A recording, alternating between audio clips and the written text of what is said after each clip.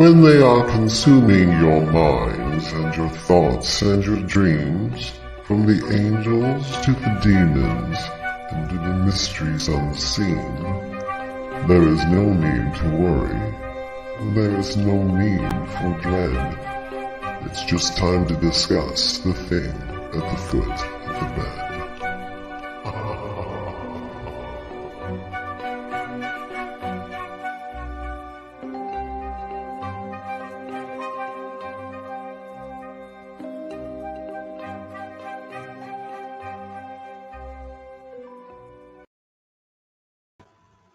Good evening, and if you're just tuning in, you are listening live to 105.3 on New Orleans, Louisiana, United Public Radio Network, otherwise known as UFO Paranormal Radio Network, or just simply UPRN. And you are listening to The Thing at the Foot of the Bed. I'm one of your co-hosts, Lorilei Potvin.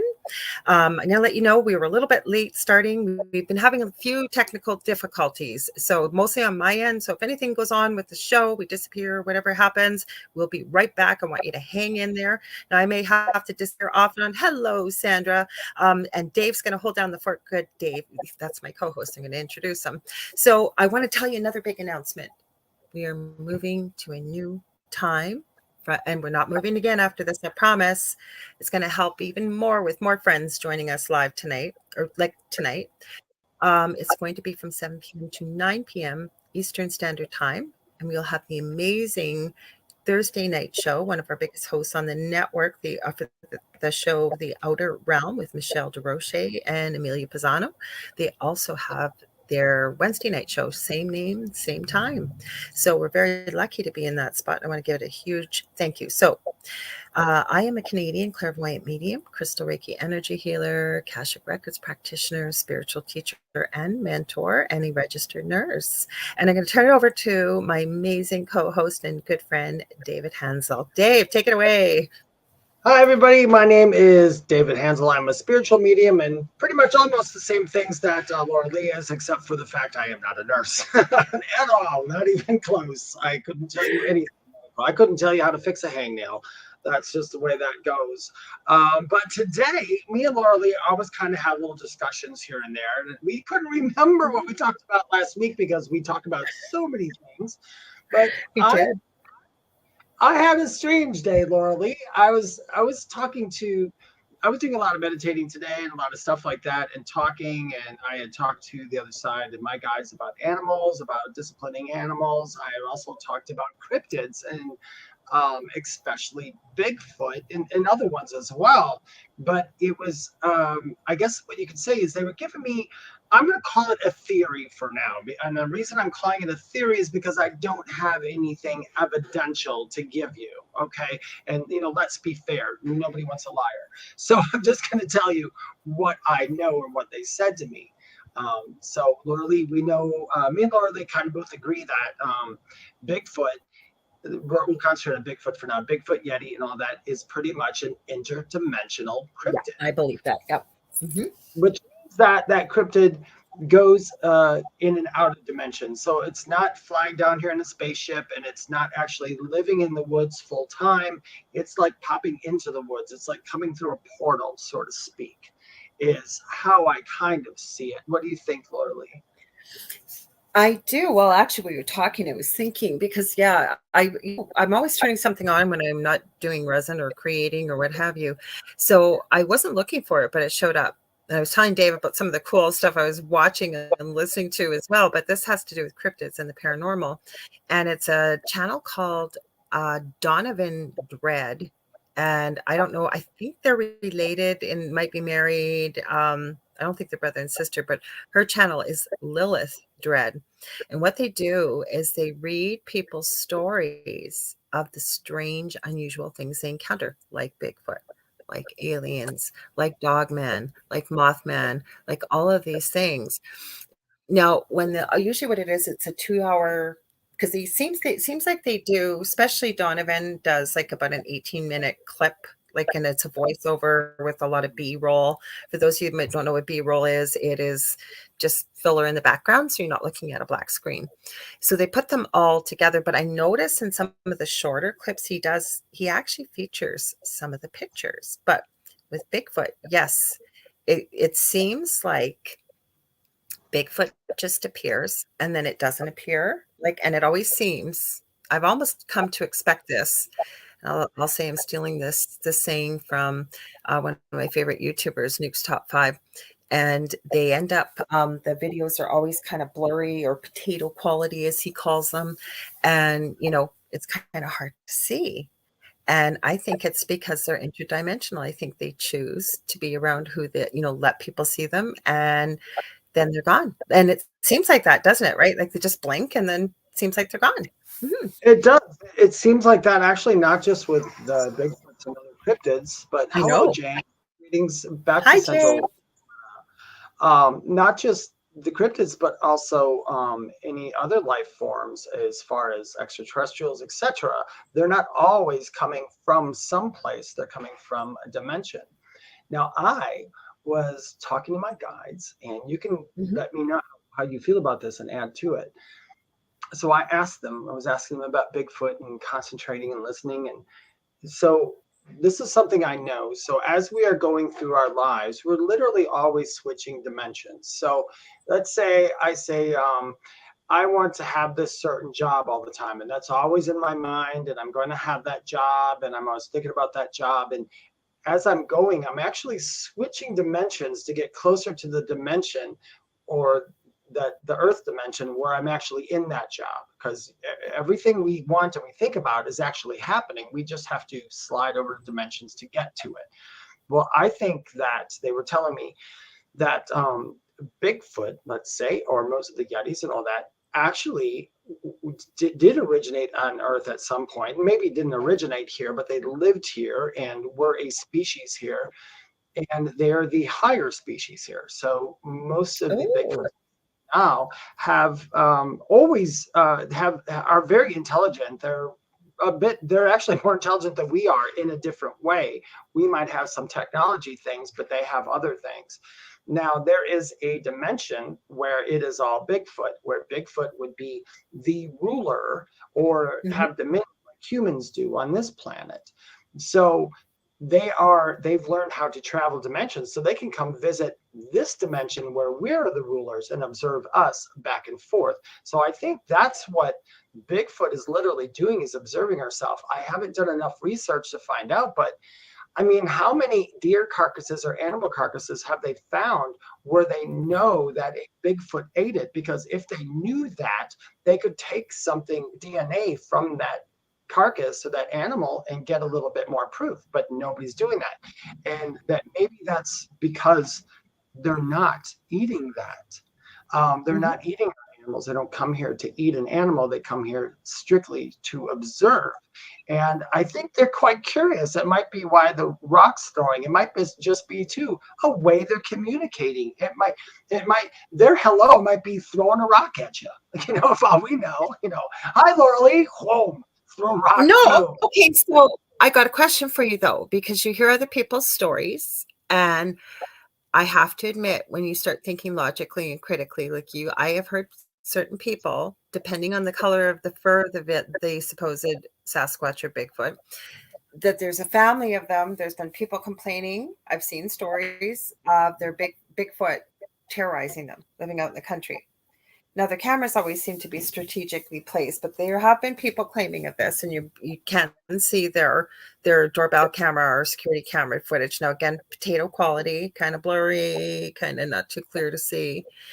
But where I have, so I was looking up the channel, and then I was looking up this thing that went viral. It's off of TikTok with apparently this alien that appeared on a porch in Port Huron, which is in southern Ontario, on a Ring doorbell cam. That's what I was looking. You guys see me looking down, and I was looking for the YouTube channel. I think it's called How to Hunt, if my memory serves. I was typing away here, but I think it's called How to Hunt. He is Canadian. Now, I'm going to just throw this out here. I don't know if I believe him or not, but he claims that people, again, send in their stories of the strange, the unusual, mainly cryptids, mainly with Bigfoot. And he has had people write and say, because that's been my big thing, why we've never found a body of Bigfoot. Like, why have we never found anything like that. But they've got their young here, it looks like, and we've never found a dwelling, but we see these trees and bent a certain way, and the calls and the whoops, or like you said, throwing of rocks and what have you. Yes, it could very well be an attempt at communication. But where I was going with this was, he has people that have sent in pictures. Now, he doesn't show them. He just does a voiceover.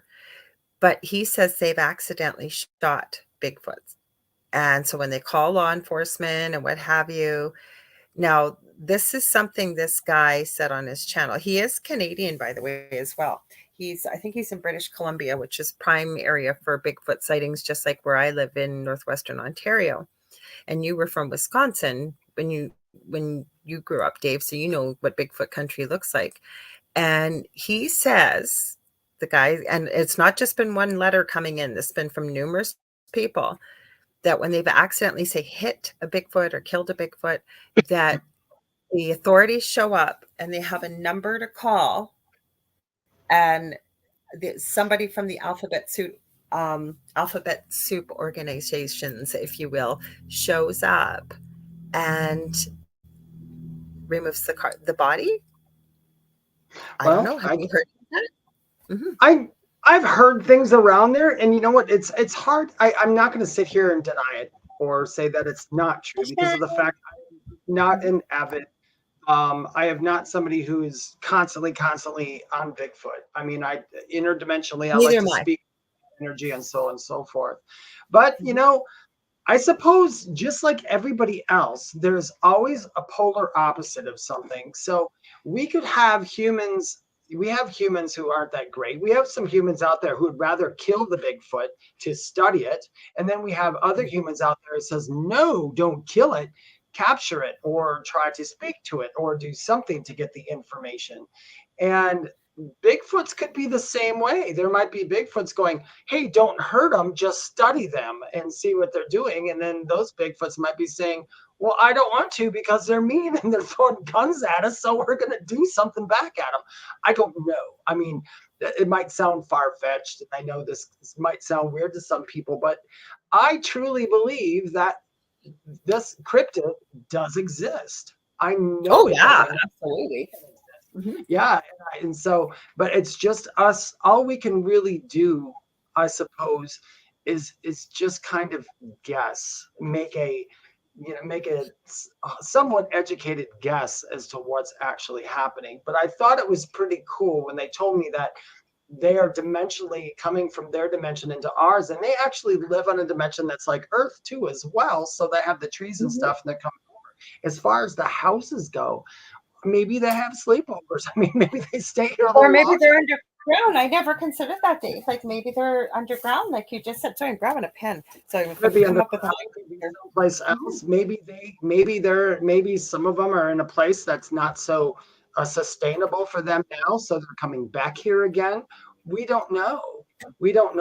All we know is that there's hundreds and hundreds of thousands of people all over the world who have these sightings. And I know that we only, quote unquote, have the footprints, but I think there is something to when a lot of people who've never met say the same things about something without any prior knowledge to it. That's pretty much, to me, is kind of evidential. It's almost like, even like Dolores Cannon, I mean, are those people who put people into hypnosis who talk about all these things going on. So many people have the same experience who don't know each other, and they're saying it. So it kind of gives a little bit more validity to the story. I hear you. I was looking this up. I've been looking at some strange stuff this week. So I don't ever look at stuff like this. I'm still on the fence about this. I'm looking for the name of it, because some of these things I told you about briefly in a voice message. Now, this kept coming up in my feed, on my YouTube feed. Was not looking for it. I'm just trying to find it. Here we go. I think, yeah, it's her.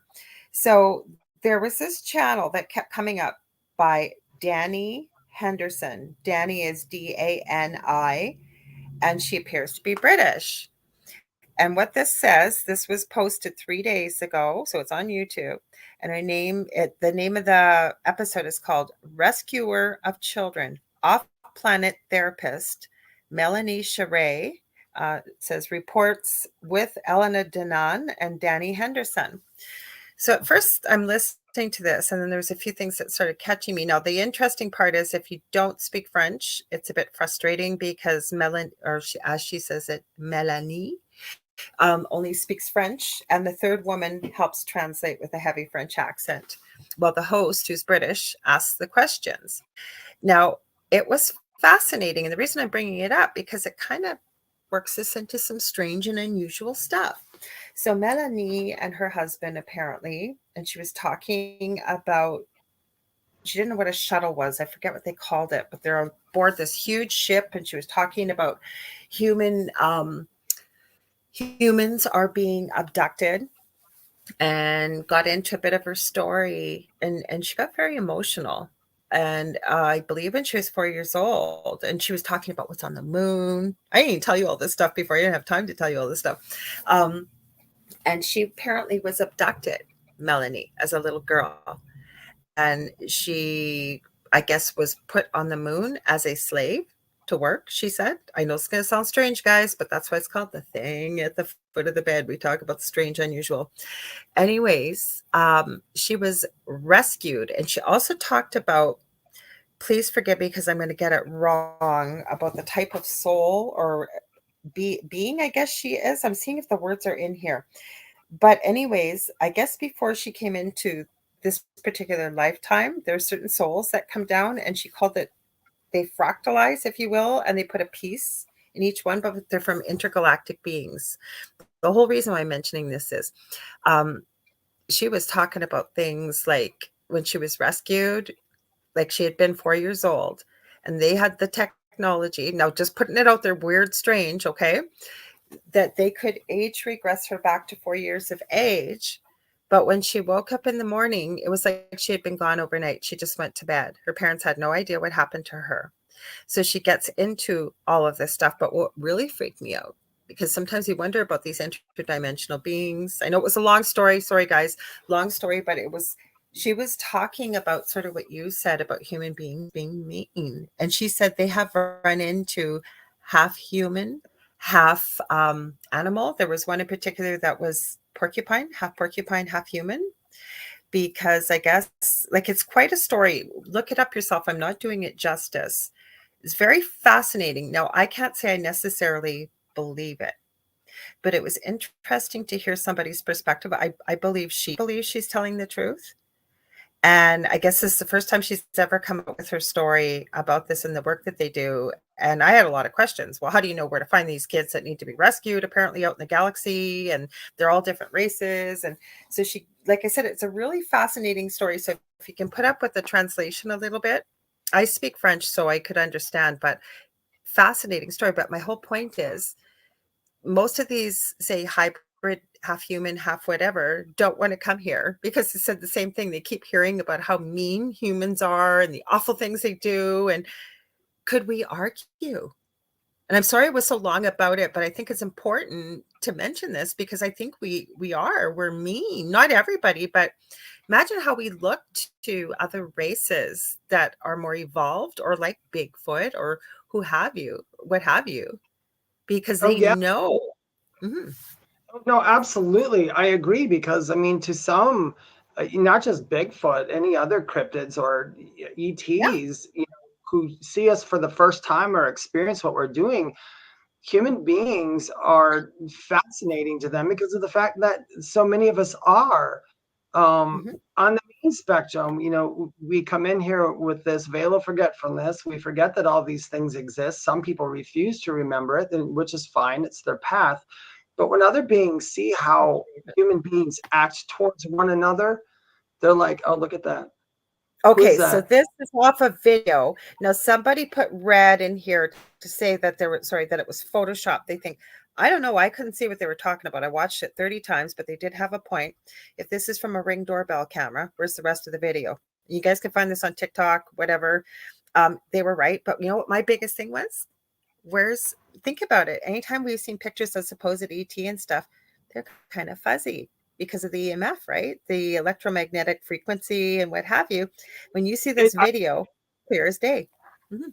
It could be EMF in some of them. And then if there's a being that's here and it's not fully physical, which a lot of people don't understand, some people do, we are in a very low dense physical form, which means we have a very, very slow vibration. And that's why you can't put your hand through your arm, because Right. everything is slowed down. So all these particles are kind of clumped together.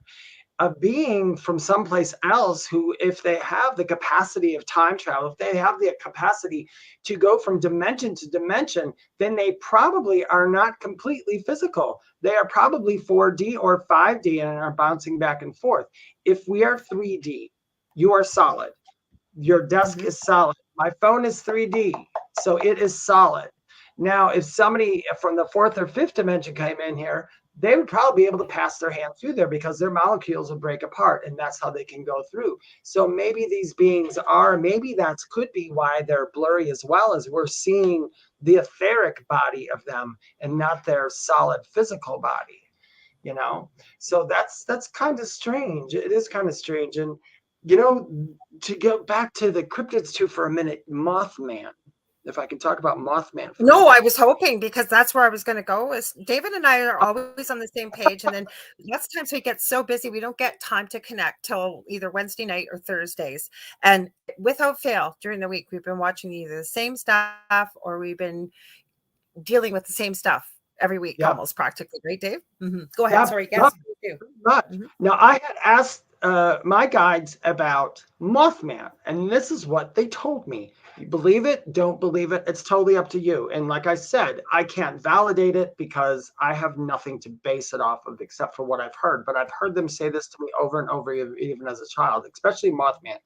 Now, Mothman, a lot of you know who he is, but he's in Ohio quite a bit. That's where the big things of the bridge came down. But the Mothman Prophecies, the movie, Mothman, they say, is somebody who is, they kind of like, when you see Mothman, that means there's going to be some kind of death or destruction afterwards. Now, I had asked my guides about that. I'm like, make it make sense, my friends, make it make sense. And they didn't know how to do it, but they did mention this. Mothman is another, it's an ET. It literally, Mothman is an ET. It comes from another world, and it's another thing that I think comes through portals here, and that's why we don't see it. Mothman is also that species, I guess if we want to call it that, that species is highly, highly intuitive. It's kind of like when you guys might hear a medium sometimes say they can predict death, which we really can't, but you can predict something. Well, Mothman actually can predict a lot of things. And I think that when Mothman comes here, I don't know if they don't tell me that Mothman's doing it to be mean. It's literally just a being who comes in here, sees how the world is, knows something's going to happen. And their energy is so strong that we kind of psychically pick up on it as well from their psychic thing. And they're just like, like they show up by the bridge, and then all of a sudden a lot of people go, okay, Mothman was by the bridge. Most likely the bridge is going to fall. Some people might be saying that because of lore, because that's what they think would happen. Or some people might be saying it because they're actually picking up and their mind is connecting to the mind of Mothman, and maybe they're seeing it as well. So I think Mothman, I think is understood. I think Mothman could almost be seen as a good omen because it's giving you the heads up. But of course, human beings, we always want to go to fear. So the first thing we're going to say is this being who is stranger than us, hardly around, and is a mystery, is probably just up to no good, because that's how human beings think, unfortunately. And fortunately, not all of us do. I know most of the people listening to this or in our comment section, they're the same way. They're like, live and let live, man. Let's just see who everybody is and make friends and see what's going on. What do you get about Mothman? Okay. Well, one thing I was going to share before that, and then I know Shannon asked a question. I knew I'd seen that name. Yes, we've heard about it. I am sure Dave has too once we talk about it. She asked about the Dyatlov Pass incident. But with Mothman, and with what I get from Spirit, and I've heard it many times over the years, we are a young race.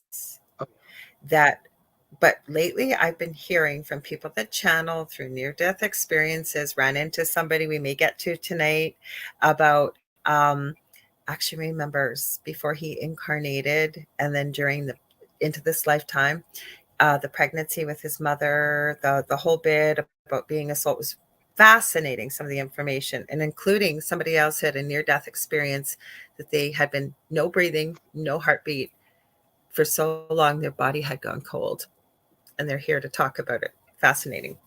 Anyways, they keep saying that humans are a young race. And the reason I bring these guys up, one of them was mentioning, that we really don't need to have any fear.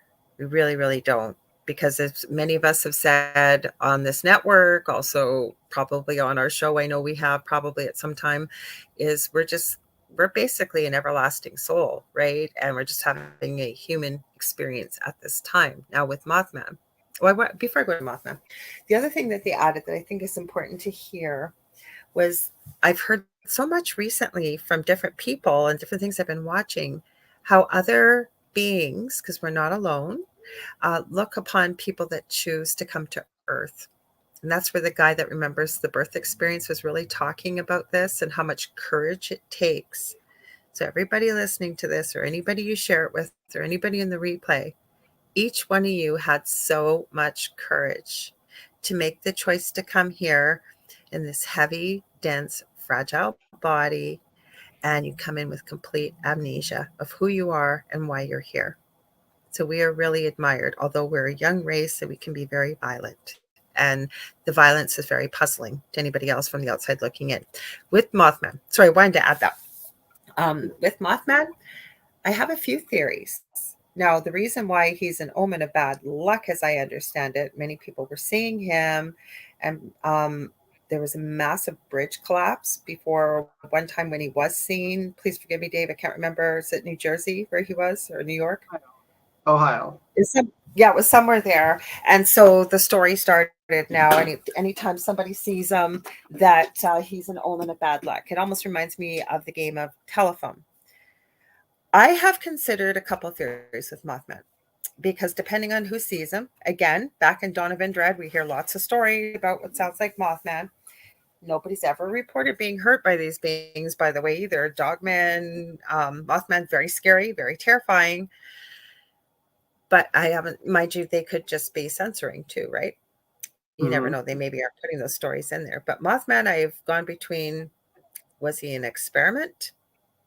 We have, I'll spell it because I don't know if it'll make our friends at YouTube happy or not, but M as in mouse, M as in Michael, O, N as in Nancy, T as in Tom, A-U-K.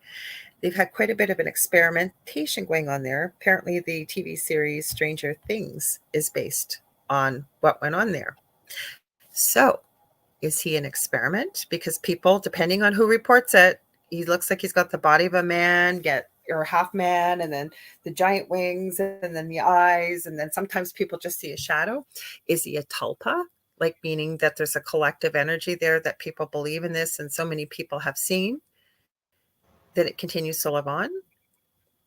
Or is he interdimensional? He or she, I should say. We don't know if he's he or she. We don't know the gender of Mothman he's called, but I went, Mothwoman. I went to just Prettier Wings. She had a lot prettier wings. I went to that. I went to Ohio where the bridge was. We went to the Mothman Museum where they filmed the movies, and I saw the clips. And I went on the bridge that was right next to the bridge. That's where it was, in Ohio. You're right, Dave. Thank you. It was. And we went there. And the saddest thing was, I think I said on one of our shows too, we went to one of the Mothman museums, and I was talking to the person at the museum about Mothman, and they were getting ready to have their, I guess every year they have this Mothman celebration. They use it as a celebration, kind of like a con or whatever. And the people who lived in the town some of them were so ignorant about it. They're like, oh yeah, people come here and they bother us, and this isn't real and this isn't true. I don't know if they say that because they don't want all these people there or what. I guess that's neither here nor there. I guess the thing about Mothman is, like you said, I mean, there's nobody's come out and said Mothman killed my brother, or took him away. Nobody's ever said that. Mothman literally just shows up right before a terrible event or something happens. Mothman seems, I guess, from the movie too, it's almost like the butterfly effect, where it seems time changes when Mothman's around. I think if that's the case, the reason the time seems to change when Mothman is around is because Mothman comes in through a dimension, and maybe dimensionally that changes a lot of stuff here. I don't know. That's just theoretical. But like I said, I think Mothman is, it doesn't always have to, maybe he's not a bad omen. It all depends on how we look at it, I guess, because there's two ways to perceive it. He shows up and something bad happens. So he could be an omen that caused it, or he shows up maybe to try to say, hey, this is going to happen, do something. And there's that end.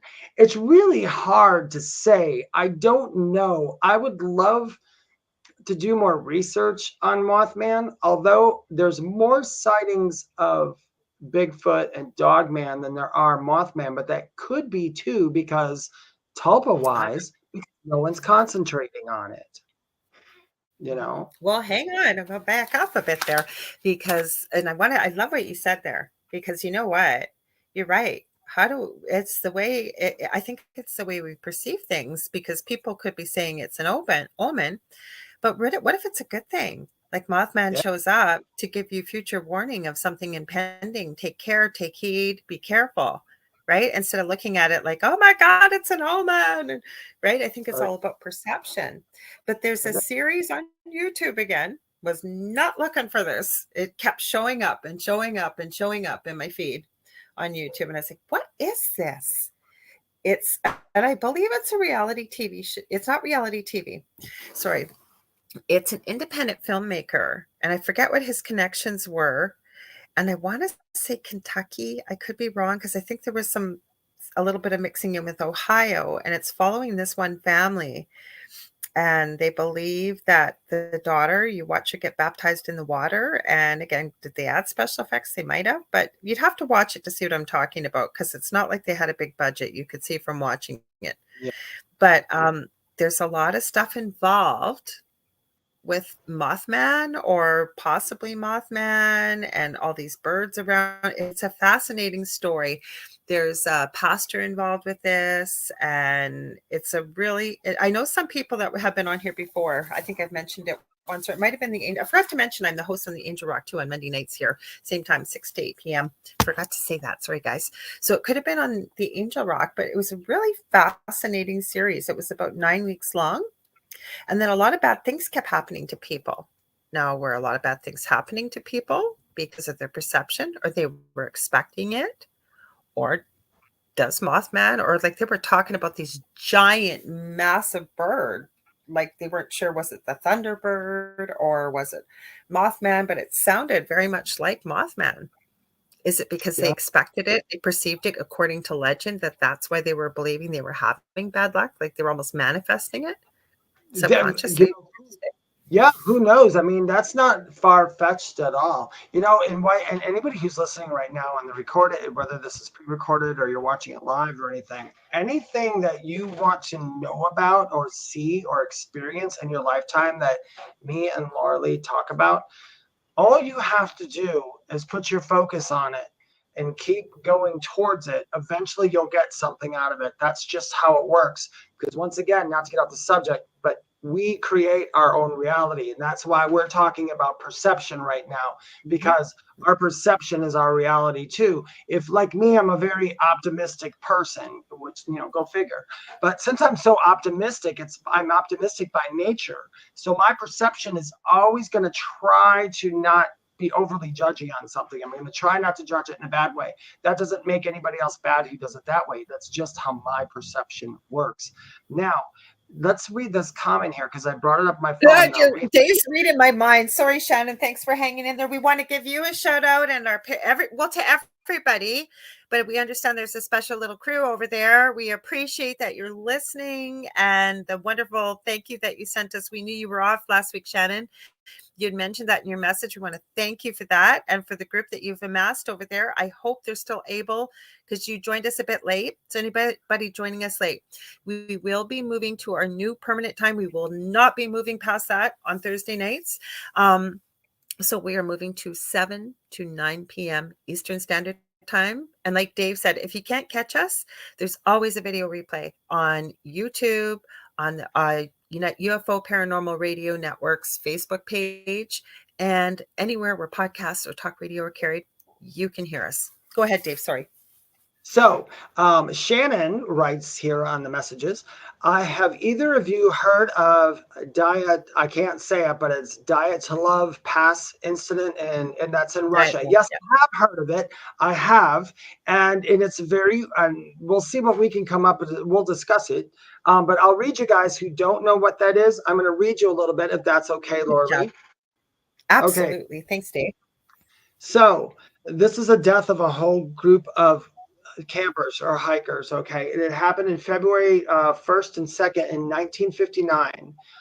The experienced trekking group from the Ural in some institute, I can't say it, Ural Polytechnical Institute, led by Igor Dyatlov, had established a camp on the eastern slopes of, I don't know these Russian words very well, so bear with me, Kalot Saki or something in the Russian SFSR, the Soviet Union. Overnight, something caused them to cut their way out of their tent and flee the campsite while inadequately dressed for the heavy snowfall and sub-zero temperatures. After the group's bodies were discovered, an investigation by Soviet authorities determined that 6 of them had died from hypothermia, while the other 3 had been killed by physical trauma. 1 victim had major skull damage, 2 had severe chest trauma, and another had a small crack in his skull. 4 of the bodies were found lying in running water in a creek, and 3 of these 4 had damaged soft tissue of the head and face. 2 of the bodies had missing eyes, 1 had a missing tongue, and 1 had missing eyebrows. The investigation concluded that a compelling natural force had caused the deaths. Numerous theories have been put forward to account for unexplained deaths, including animal attacks, hypothermia, etc. Russia opened a new investigation into the incident in 2019, and its conclusions were presented in July 2020 that an avalanche had led to the deaths. There's more that goes on. I'm going to tell you my feelings on it. I do not believe it was a Bigfoot that killed them. And I know that's what a lot of people are speculating, that it was some kind of animal or something. I think the animals got to them afterwards. There's something weird. I still do think that it's paranormal, because something scared them to literally wake up and tear themselves out of their tents instead of just going through the flap. So something scared them half to death. I do not know what it is. And this is one of those mysteries where people aren't going to tell us. And I believe they're not going to tell us is because, I don't know, mass panic or whatever. I do, however, do not believe it was an actual Bigfoot. I believe it was something else that scared them. And I believe that it did come from the ground. And that's what scared them. That's what made them go. I believe there was something under the ground, not like graboids from Tremors and stuff like that. Mm-hmm. I really think that there were things under the ground that scared them. And I think they just went out. Think of that movie. Sorry. Yeah, the movie with the earthworms or whatever they were that come up from the ground and munch them. Snow worms, no. I'm not laughing at that. Yeah, I'm not sure exactly what happened. I've tried asking. And once again, the weird thing is, you guys, when you're a medium like me, a lot of information that I get, I can validate when I get it from them. But there's some things I can't validate. So I don't put it out as not true. I put it out in the back burner as like, I need to know more about this situation. That's how my mind works. I need to know a lot about it before I make that final call. But I believe it was something supernatural and paranormal that did hurt them. But I do believe that some of the things that they found wrong with the bodies afterwards were from animals running in through the woods. I mean, it's natural. You know, animals are going to go, oh, that's dead. It looks delicious. You know, let's have at it. Mm-hmm. The weird thing is that there's tongues leaving and everything. Thank you. Something, I'm sorry, I just heard something. besides being supernatural, there is something to do with humans that did do this as well. And they're a kind of supernatural humans. So I don't want to chalk them up as monsters as much as I want to chalk them up as supernatural human, which I hate to say this live, and it's about Russia, and they hope they don't come after me. But Russia is way ahead in things like seeing telepathically, Absolutely. stuff. They are, you know, a lot of other countries have laid that groundwork for remote viewing and everything else. So there are other countries that are using supernatural things to do things. So that might be what happened. Maybe they knew something. I don't know. What's your thoughts, Lorilei? Yeah. You know what I kept thinking? Almost I hadn't considered when you were saying supernatural, almost human beings. And then I was thinking, kind of listening to spirit going through my head, super soldier type program. Was it like DEW, you know, direct Just hit energy it. weapon? What? You just hit it. That's, yeah. It's like a super. It's something that was made. It's man Okay, made. so then Yeah. what made me think was, what about possibly, I don't know what they would call it over there, and you would know about it, Dave, being in Wisconsin, having, and again, I keep saying this, but because I'm so close to Wisconsin, living in Northwestern Ontario in Thunder Bay, we're not very far from the US border. And, you know, I've been into Wisconsin many times as well as Minnesota, and the terrain is very much alike. But I was thinking Wendigo, like a Wendigo, right? Because a Wendigo is a paranormal type human, and depending on, because there's been a big resurgence about Wendigos. I don't know if you've seen this or not, or shapeshifters or things like this. A lot of paranormal channels, and then there's TikTok videos out there. Like lots of stuff's been going viral about this, right? Mm-hmm. Not a Wendigo, but I forget what the name of it is. My brain's not working tonight. Like a shape shifting type of thing that can look like a human. I'll have to look up the name, but I've been seeing a lot of this lately. There's been a lot of teams trying to find them, whatever. That's what I almost feel, right? I think Because talking about skinwalkers. Is that what you're talking about? thank you, Skinwalkers, thank or you, thank right? you, thank you, thank you. Because I've heard Yeah. two schools of thought with skinwalkers. I had always thought that skinwalkers, and I believe depending on what First Nations tribe or what the legend would come from, but I had always believed that if they ate human flesh, that they would be destined to walk the earth for eternity, always hungry and what have you. And then I've been hearing other legends about this. So maybe it is like a super soldier type thing, because these kids that were out there, and they were kids, like they weren't teenagers, but they were young. They were Yeah. super athletic. They were super well versed with the outdoors and what have you. I don't believe it was a Yeti or a Bigfoot or anything like that either, because there wasn't enough. It was very strange evidence, if any, really left there. Like I think it was the animals that did a lot of the damage.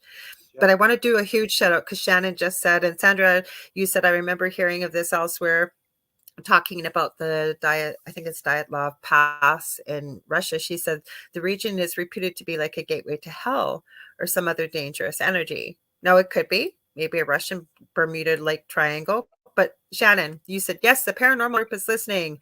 They gave a collective hello. So, Dave, we give them a collective hello back. Hey And guys, please, thanks for listening. if I hope they this have any doesn't freak you questions, out. no, I was going to say, Yeah, if you have any questions or comments, or you've heard something different, please do share. We'd love to have everybody be part of the conversation. Sorry to yeah, cut you off. Go guys, ahead. anybody watching right now, by all means, we are not experts on this thing. We'll be the first to admit it. We're experts in other areas. This is other places that we are interested in and that we delve in. And I always say the best way to learn about something is to start asking questions, start formulating ideas, not put out conspiracy theories, but formulate the ideas and let people decide, because the truth is going to come out from something that somebody says. You know, that the thing that's Sandra said about, she remembered hearing this elsewhere. The region is reputed to be a gateway to hell or some other dangerous entity. And to put that in other terms, which is not that you're wrong term, Sandra, but to put it in other terms, it could be a portal that goes to lower dimensions. So in lower dimensions, which I do know about, that's where things that have a vibration that doesn't match going like to heaven or whatever you want to call it, the other side, have to go. So it's like every scream ever made, every bad idea, every monster you imagined in your head, and all that has to exist at some point. So it exists at one of the 7 lower levels. So that very well may be too. There might be a portal that goes to one of those levels, and maybe something went in and out. I don't know. I mean, I don't know if we'll ever know who, except for asking them personally what happened. I guess we could speculate all we want. All I know is I agree with you, Lorilei. They were healthy. They knew what they were doing. They were hikers. And this was really weird, strange things that happened where you just tear out of your tent in the middle of winter, wearing literally hardly any clothes to go through the winter and try to escape.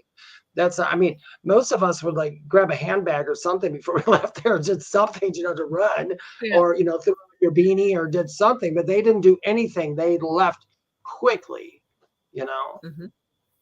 They did. And like I said, there was just too many strange things about it. Thanks for bringing that up, Shannon, because it was, I knew I'd seen that name. And I saw you were taking a look too, Dave. That sounded familiar. As soon as I saw what it was, I went, oh gosh, yes, I've seen documentaries on it. And so do you mind if I ask you about this, Dave? And thank you for giving me the name of it. Mine just went blank. They kept hearing Wendigo, Wendigo, Wendigo, but Skinwalker. Now, depending on what you watch, but I know over on TikTok, there have been crazy videos about the supposed Skinwalker. People with a cell phone camera, kind of an open field, but there's higher up grass and stuff, and they're quite far away. And you hear this, oh my gosh, it sounds horrific. The person's going, help me, help me, help me. Like they really sound like they're in horrific distress.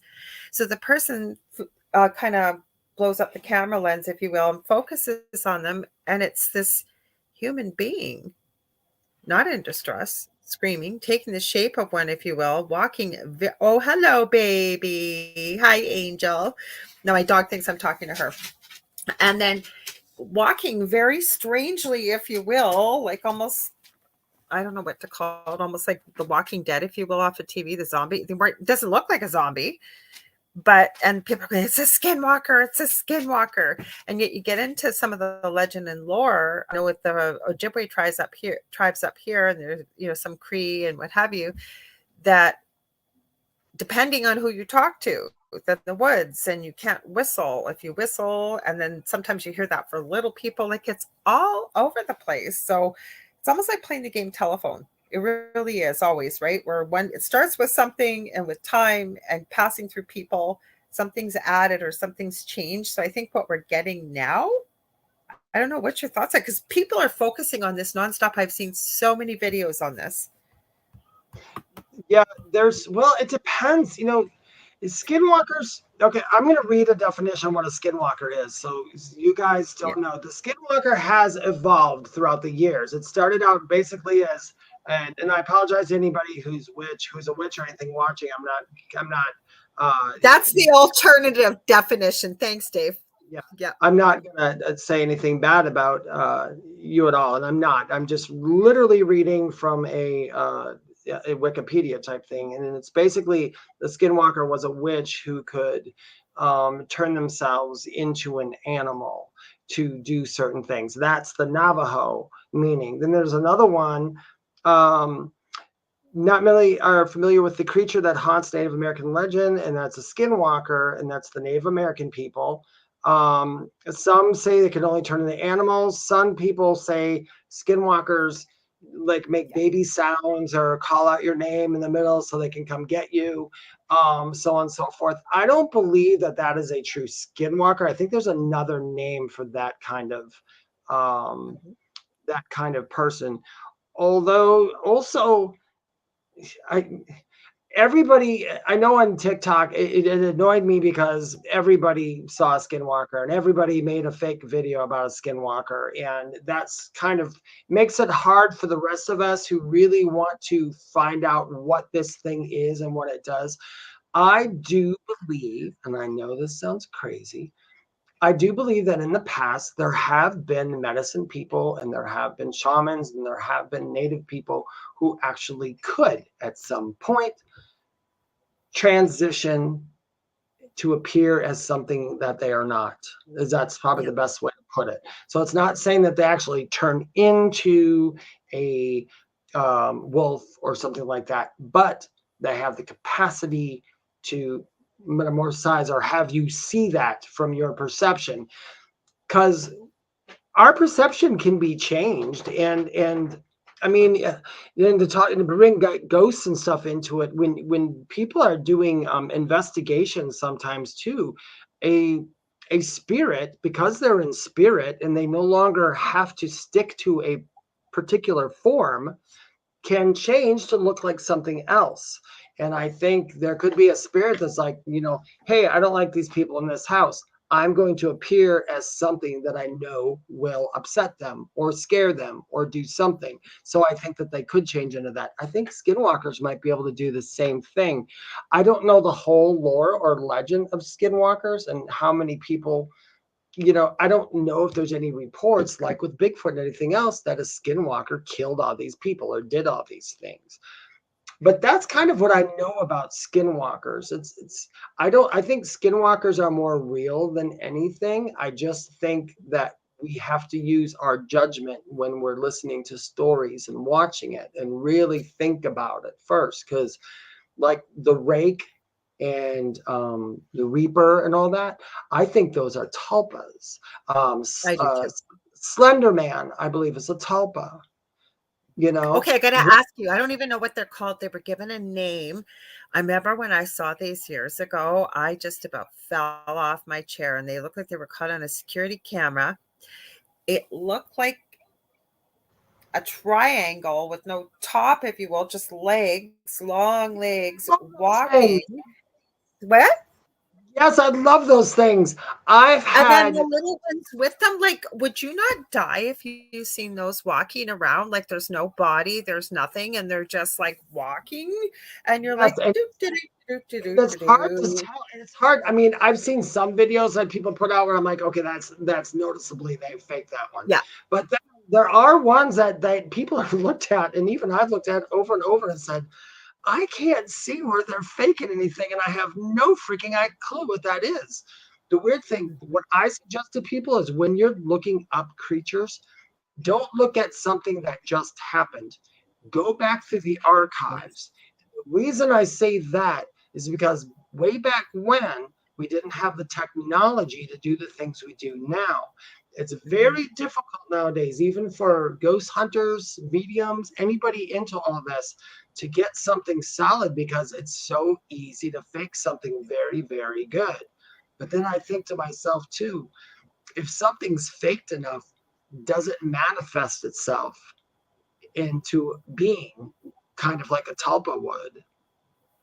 I do not. Well, to me, like, okay, Slender Man or Thin Man, same thing, right? From a creepy pasta that was just a fictitious story that somebody described. And then, like, as time has gone on, it became more and more popular.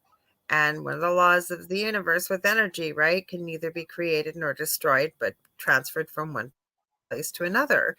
So when you have a bunch of people focusing on the same thing, meaning anything but Thin Man or Slender Man, and something that was completely fictitious for people. I know you know this, Dave, but for people that don't know what a tulpa is, it's completely fictitious. It never existed. Maybe it did because somebody thought of it to write the story, or they seen it in a nightmare or whatever they did. Oh, I just had the craziest thought. Imagine, I never thought of it till now. Somebody has a nightmare, right? And they see Thin Man, Slender Man. I've heard both names, right? In their dream, the nightmare. So they decide they're going to write a creepy story about it, and they're going to describe him. And heck, they might even with the description get their friend to draw it, for example. What if this entity was waiting in the lower astral realms, always did exist, and was waiting for this to happen, and then got a bunch of people as it became more and more popular to manifest it, right? A collection of belief of energy of thin man, slender man. And that's how he came to be. Would we still call that a tulpa? I guess so, Well, eh? well, that's hard to say. I understand what you mean. I guess if there's a energy that's in the lower levels, let's say it's an energy, it has no form. It's just some kind Yeah. of negative energy, which means if it's a negative energy, basically all it means is it's devoid of love. And if something's devoid of love, the opposite of love is fear. So that energy is filled with that fear. Now, if we on this earth then always think enough people think of a certain creature, person, anything, and we're always writing books, like you said, and doing that, that maybe I'm saying that lower level entity can take advantage of that body that we have created with our minds and inhabit it. Does that make sense? That's That not could quite a too. tulpa, but it could. It's almost like Frankenstein's monster. Like we're putting together a monster in our head, but there is a soul that matches the energy of the monster that we're creating in our head. And it says, oh, perfect match. Boop, boop, boop. Here I am. I'm on Yeah. Earth. I'm real.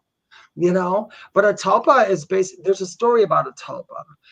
There's a woman. She was studying spiritualism and everything, and she was in like this camp, like out camp, and it was in one of the and it wasn't Africa, but it was one of those countries around there.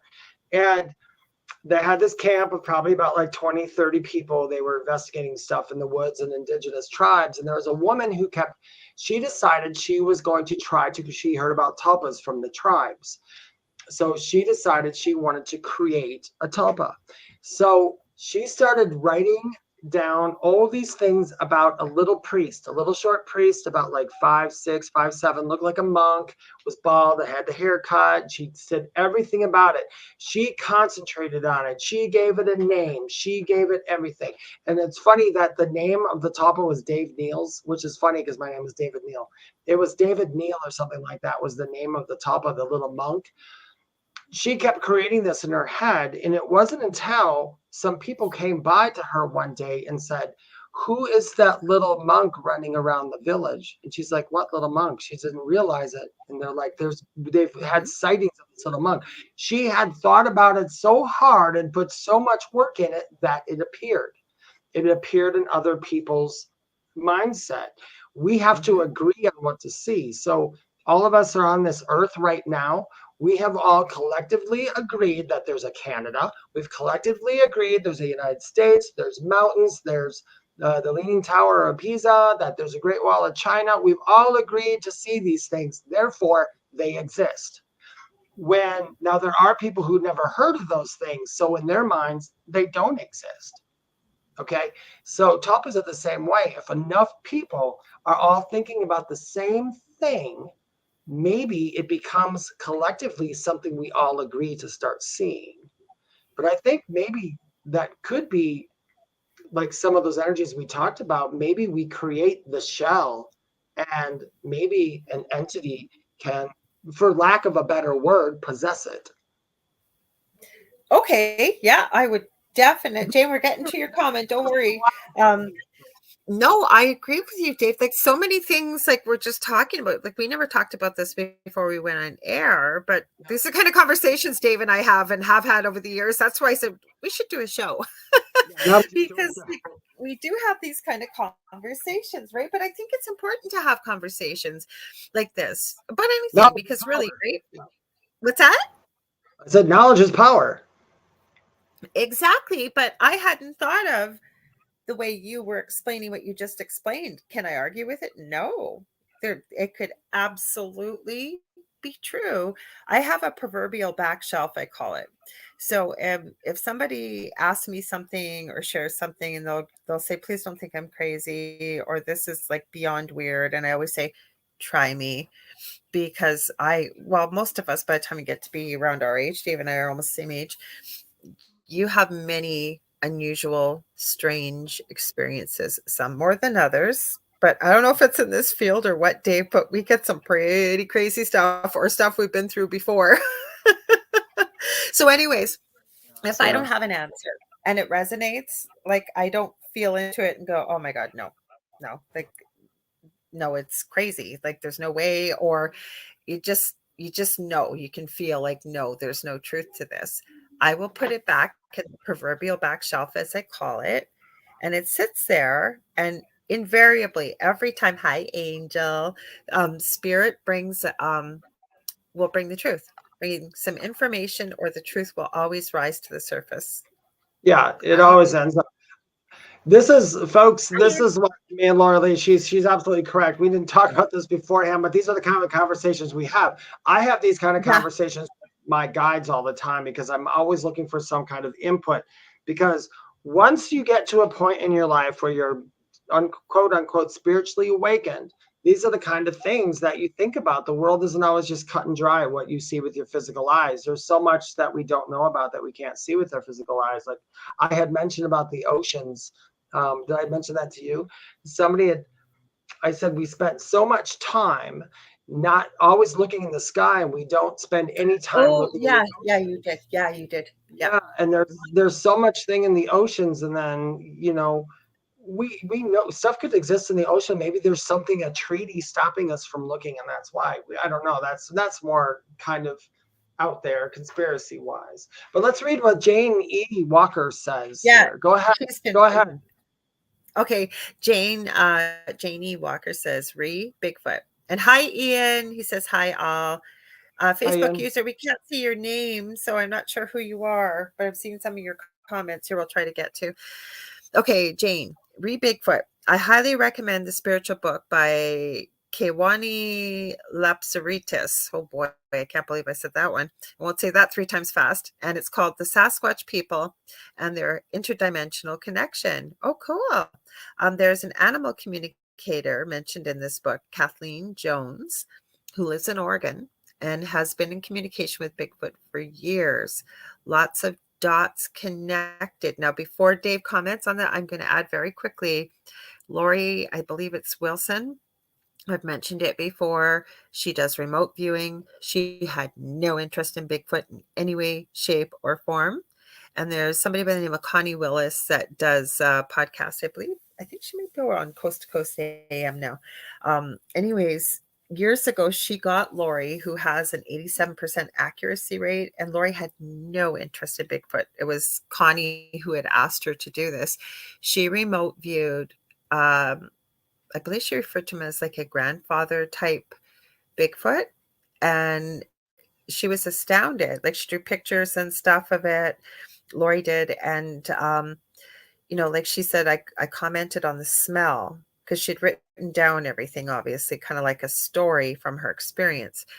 And she asked this very wise, very beautiful, loving, so enlightened. She said this grandfather Bigfoot about why they smell so bad. And he had such a sense of humor. I'm not doing it justice. And apparently Lori said he basically said something to the effect, well, we think you smell, right? Yeah, it's true. It's like, why would we think it's kind of like kitties here?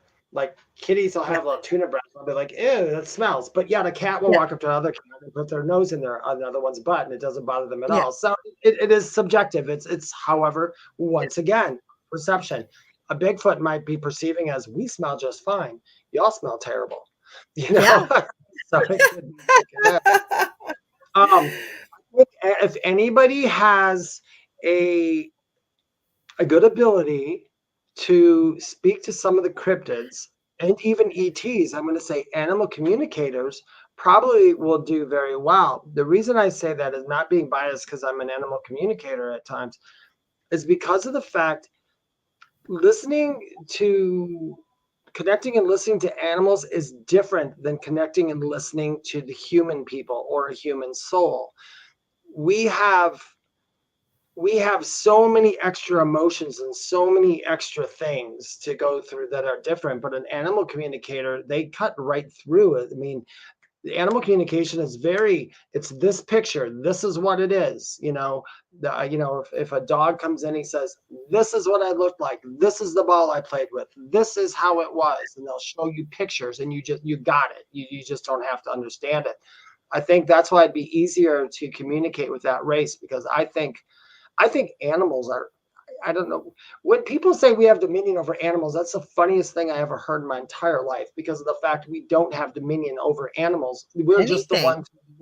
Yeah, we're just the ones who create the buildings and do the technology. But as far as a civilized society goes, animals are more civilized than a human ever could be. Even when they Absolutely. more civilized, because they're not fighting for petty reasons like we are. They're fighting for the fact of a negative or positive feeling that's invading on them. And that's where they have the arguments. Where people, it's like, you hurt my feelings, let's start a war. It doesn't work that way. And I think maybe that's why, like you said, I would take the word of an animal communicator talking to a cryptid over just a regular person. No, I have to agree with you. And what we find too, like I mentioned earlier in the show, and Ian, if you've got any questions as well, and please let us know, because it's just coming up as Facebook user. It says, it is true, I seem to be doing this on a daily basis. I believe you're referring to Bigfoot and many of the cryptids we're talking about and unexplained things. So please feel free. If you let us know what your name is, we'll call you by name, but it just says Facebook user. There's something you have to change over in Facebook in the settings. I'll have to see if I look it up I have a little pause here and Dave's explaining something. But yeah, like I said, I don't know. Like I've always wondered. And plus the other thing is, like I actually posted this video this week and he hasn't had a regular posting schedule. I do watch Nuke's Top 5. And the reason why I watch it is because he gets videos sent in from all over the world. And he lives over, I believe, in Norway. I think he's North American, though, from his voice, but he doesn't show his face. He doesn't tell his real name or anything like that. And he always says, is it all an elaborate hoax? You decide. I have seen him debunk a few videos, too. And that's why I like it. But he's been getting some really strange stuff being sent in. And it seems that I've never understood this either, if it's a tulpa or what it is, but like, I'm going to probably mess this up. Is it La Llorona, the crying, weeping woman in white that we usually see in South America or Mexico or what have you? There's a story with that. It seems over in Japan, without fail, if they're going to see something creepy, whether it's ghostly, whatever's caught on camera, it always looks like the girl from I don't watch horror movies, but I've seen the picture of the girl from The Ring with the long black draped over hair, the white dress, the whole bit.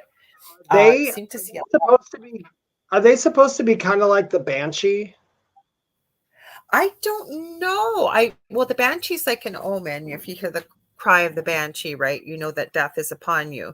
The Banshee is apparently a female spirit, and yep. You do not want to hear it. It's Celtic lore, like Ireland and stuff. My good friend, of course, can I remember her name? Like Varla. You can see her. Varla Ventura has written many books on the strange. It's called the paranormal, werewolves, vampires, and a lot of things on fairy, the fae. A lot of it's based on Celtic, history and legend and lore from over in that area. And she's written a bit about the Banshees. Pretty fascinating. I think all these cryptids and everything are actually universal. I think they're all around the world. We just refer to them as different things. And like we said earlier, I can't stress this enough, it's our perception of them. So the perception in one area might be different, because that's how we have to learn how to see people from our culture as well. You know? We learn how we see people. I can't disagree, Dave. I can't, because you know what? Let's think about this. And I never thought about it before. When you hear the sayings like truth is in the eye of the beholder, and then you'll hear that there's 3 sides to the truth. There's their side and your side, and somewhere in the middle might be the real truth. Hi, Glenn. Nice to see you. Thank you so much for being here. I'm going to read your comments. So there's that, right? And then the same thing. For those of you that know, yes, I do look at true crime. I think it helps you be a detective in life. First of all, it puzzles me when sometimes good people do bad things, or just bad things by people, and trying to understand like what makes them tick. Like, why would you do something like that, right?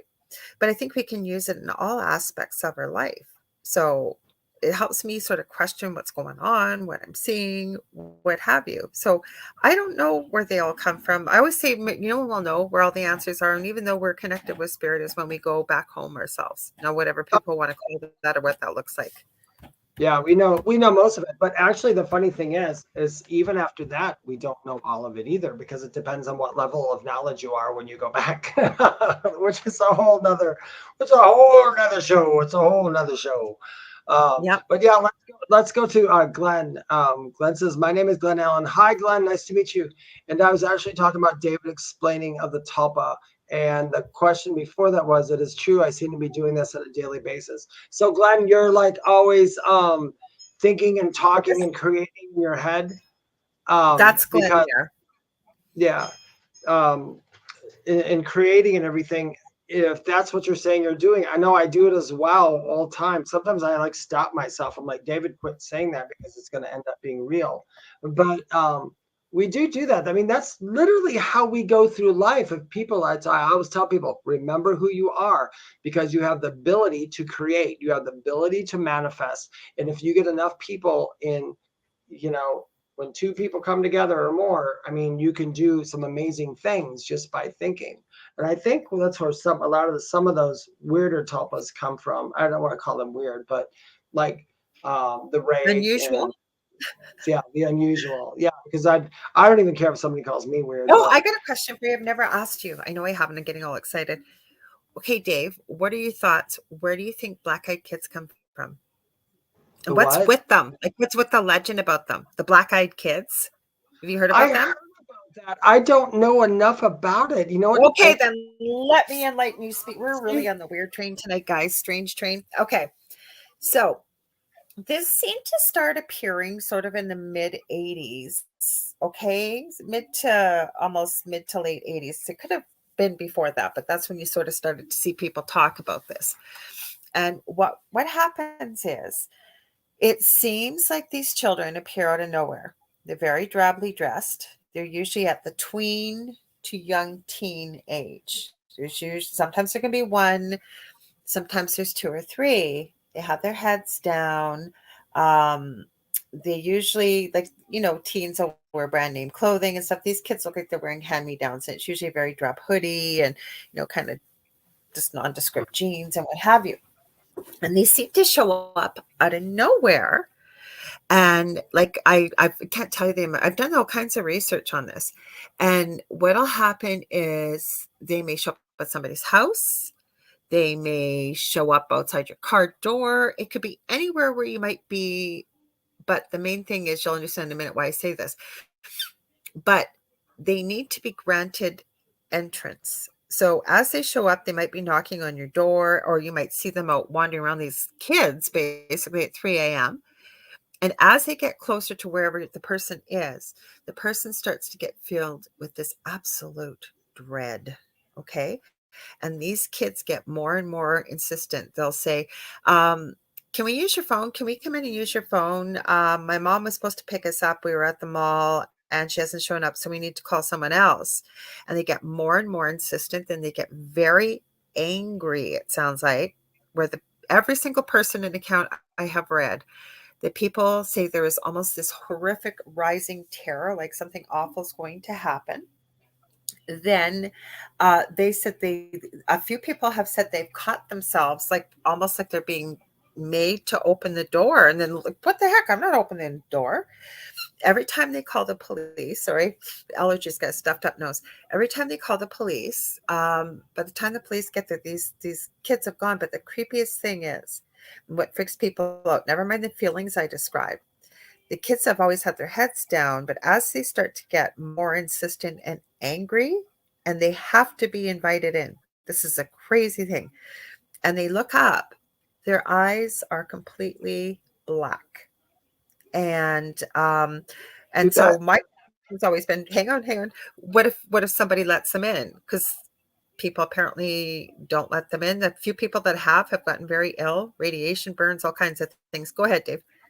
Well, I was going to say, it could be two things. I kind of heard a little about that. I haven't looked into it, but It could be two things. One, maybe they're hybrids. That's That's what I'm one. thinking. The other one Well, is why do they need that, to be invited in? Sorry, go well, ahead. because No, that sounds like it comes from the vampire lore. Because that's what people have been saying. Yeah. because a vampire can't enter your, or supposedly can't enter your house without being invited. But that depends on the lore, what you believe, so on and so forth. I haven't came across any of the dark-eyed kids. I do know of another thing that I heard about dark-eyed kids. I haven't heard the one as much where they knock on the door and they get angry, but you see these kids and they look different. It's a hybrid. People, I've been called, oh my gosh, I had on TikTok one time, I was called a hybrid from all these people one time, because you can see sometimes when I talk, and this happens, you guys, if I talk to spirit or if it gets really exciting, Yeah. you can see the whites above and below my eyeball, and they call that something. That's some kind of I don't know, alien thing or something. Somebody literally said they use a reptilian. I'm like, no, No. I know they are, but that's just funny. I don't even know what the hell I am, so how could they know? Um, but yeah, that sounds like that sounds like it comes from vampire lore, and Is that the same I thing? Mhm. yeah, but it's not quite the same. Maybe there's hybrid vampires. I don't know. Well, the other thing I was going to add was some people have reported that when they're not let in, they say, fine, I'll just wait for my dad to come get me. And they claim that Men in Black have shown up, or there'll be a Men in Black type catalog. And again, this sounds really like conspiracy theory, but look this up, folks. As well as there is not quite as frequent. When I was on my previous network, we've done quite a few shows on this and looked into it. There's also reports of white-eyed kids, not nearly with the frequency of black-eyed. Like, why does it always induce that feeling of fear and dread and what have you? Because I always ask, okay, so what happens if you let them in? And then, That could like, be a human. I mean, to be all and fair to those beings, if they perchance would be real, to be fair to those beings, um, we got to remember this, Lorilei. A lot of people aren't like us, and they haven't gone through the experiences we have, and they just pretty much, yeah, their consists of waking up, going to work, and the weirdest thing that happened is a hot dog vendor ran out of ketchup. That's the kind. yeah, You know, that's not, true. not, That's true. yeah, Yeah, I'm not knocking those. I'm not knocking those people at all. I'm just saying if someone like that had somebody with black eyes come up to their door with their head down and asked to come in, they might automatically feel dread or something, because of the fact that that's where their mind's going to take them, where yeah. me or you might go, so what's your story first? We might I we would just, probably like maybe ask through the oh peephole yeah, or something. yeah. Animals are affected though too. Like animals are like not even like barking, like just whining and cowering. So I don't know, but I'd want to know. Like, dude, what's your story? Why do you have to be invited in? I heard about you guys. What's this all about? Like, why do you need to come in? No, you're not coming in, but I have some questions for you. I would have to ask. And honestly, if a human being would come up to my door that I did not know and asked to come in, I would feel Never. fear and dread. I would know you're not going to. But if a weird creature or something walked up to my door and knocked and said, Dave, I'd be like, what's up? Let's talk. Tell me. I would not care, because at this point, I don't even care about my own mortality. I just want the info. So I don't care what you do to me. I But you just got want to to know. live long enough to share it. You got to remember Yeah. that. Now, if you're going to get the info, you got to be able to share it. While you tell me why you're killing me, I'm going to put my phone on. So let's record this. Yeah, but Yeah. that's just kind of how I am. I think that's. eh, I like I said, I am one of those people. I can't say, because it's not something I know from a near death experience. There's nothing in my near death experience that gave me that information, so I can't make Right. the call. That's not fair of me to make the call. So I don't know. I think it's quite interesting, though. I do know, and if you want to talk more about hybrids, Yeah. I do know this in my heart that they are walking the earth here, and I know Yeah. that I've seen You guys, what my regular day job is, seeing a lot of people in the public eye all the time, walking by me and all that. I tell you, I look at face shapes and I look at people, and I will turn on my little psychic stuff just for my own fun as I walk by, and I'll be like, okay, troll reincarnation. Okay, elf reincarnation. Okay, that is an alien. I know that's an alien. But we just kind of, I don't know if it's true, but you get certain you get certain vibes from certain people. You just kind of know. I've saw people that looked like what people draw about aliens, and I thought either that's just a face shape where we've decided in our heads that looks like an alien, or that is someone who's here who does actually resemble that. I see all kinds of weird beings, but I always try to look at everybody I see and give, because of how I work, give everybody the benefit of the doubt, unless they're coming after me. That's different. I know why Jane says this comment. She was on my show Monday night, and I had my good friend Augie Noss on, and she's going, haha, Lorilei with the middle name. I have some questions for you, Potvin, because it's true, because I have that kind of mind. And I guess maybe that's why I became a nurse and wanted to be a doctor. Like, I got that kind of mind. Shannon, you're a nurse. You probably could explain all this. And I'm going to get to your comment. I think it's Glenn. Yeah, Glenn, I will, about NDEs. Because you question, right? And I think that, not that people don't question, don't get me wrong, but my mind, like if I feel like I've forgot my train of thought, it's because my mind's already 100 million miles ahead of what my mouth could possibly say, and I'm constantly thinking, like, from all avenues. So what do you mean? Well, how does that work? Like, and I'm not putting someone on the spot. I'm so interested and curious, and I want to hear. I'm not nosy, but I want to try and figure it out. Like I told you, I'm kind of I guess I have to admit, I'm kind of a true crime person. Like I want to understand, like, what makes you tick? Like, why do you do this kind of evil that most, I believe, human beings wouldn't even fathom of ever doing, and especially say against those you love or complete strangers, or I don't know. So I want to know these things. So I guess that's my new middle name. My regular middle name is Anne. I guess we'll kick that one out. This one's more exciting. Yeah. So, Dave, you want to read Glenn's? I have actually visited the other side. I'll be right back. Okay, there. All right. Can you hear me yet? Your microphone went out. There we go. So Glenn has put here, I have actually visited the other side twice, had close to a half a dozen NDEs throughout my life. I have too, Glenn. I had a lot of close calls throughout my lifetime, but I have been on the other side too. And I was in a coma for 2 months after my near death. So I got to see a whole lot of stuff. Like I said, even though I was over there, there's some stuff I don't know about from over there. I can't comment on it. I mean, people think that when we have an NDE, we automatically know every bit of information that there is to know about life and everything, and there's not. I mean, we don't even know all that stuff during our NDE. We only know what we're given. A lot of the stuff I've been given over the years, over and over, as I said, I've been talking clearly with my guides since I was a child. That doesn't make me a better person than anybody else. It just means when I had questions, I was always able to ask and get some kind of formulated answer. My big thing is I'm one of those, I am the most skeptical medium and most skeptical spiritual person there is. Most of the stuff I talk passionately about is because I had some kind of experience in it, or I had some kind of proof to make me to do that. If I don't have any proof or any experience, I can never say that nothing is there, you know?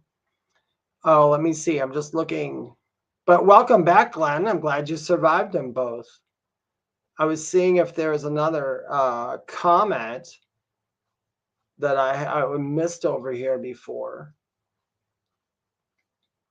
Let me see. Shannon K says, I totally agree, Lorilei. My husband always says you meet someone and in 5 minutes you know what they are allergic to, whether they're from. Yeah, Lorilei does that. I don't do that much. I just kind of, But I always want to know. The more inquisitive we are, the better. My kitty's going crazy. Glenn wrote down, I agree, you're only given the tools to fulfill your mission in life. That's absolutely correct. So for anybody who ever asks, like I couldn't, before my NDE, I couldn't talk to animals. I didn't even have animals on my radar that much.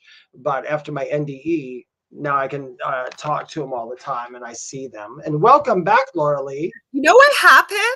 Okay, Ah. sorry. I had to take so much coffee, had to run. So I took off quickly. But you know what happened? I never had this happen before. I don't know what I clicked and it wouldn't let me add myself. And I'm going, oh God, please don't let it stop for Dave. And I'm going, no, it's not going to stop. He'll still be there. So I just hopped right back in. So sorry about that, guys. I heard you talking. We just kept talking. Shannon. Oh, go ahead. We just kept talking while you were here. While you were, go ahead and read Shannon's comment because that was about you. And I'm just moving over here for a second to move my kitty. Okay. I totally agree, Laura. My husband, I did hear you read this comment. So you said, my husband always says you meet someone and in 5 minutes, you know what they're allergic to, where they're from and what size underwear they wear. Sad, but it's true. And then Glenn says, I agree. Sorry, I gotta highlight it. You are only given the tools to fulfill your mission in life. Well, I don't know about that. We were talking about from the NDE.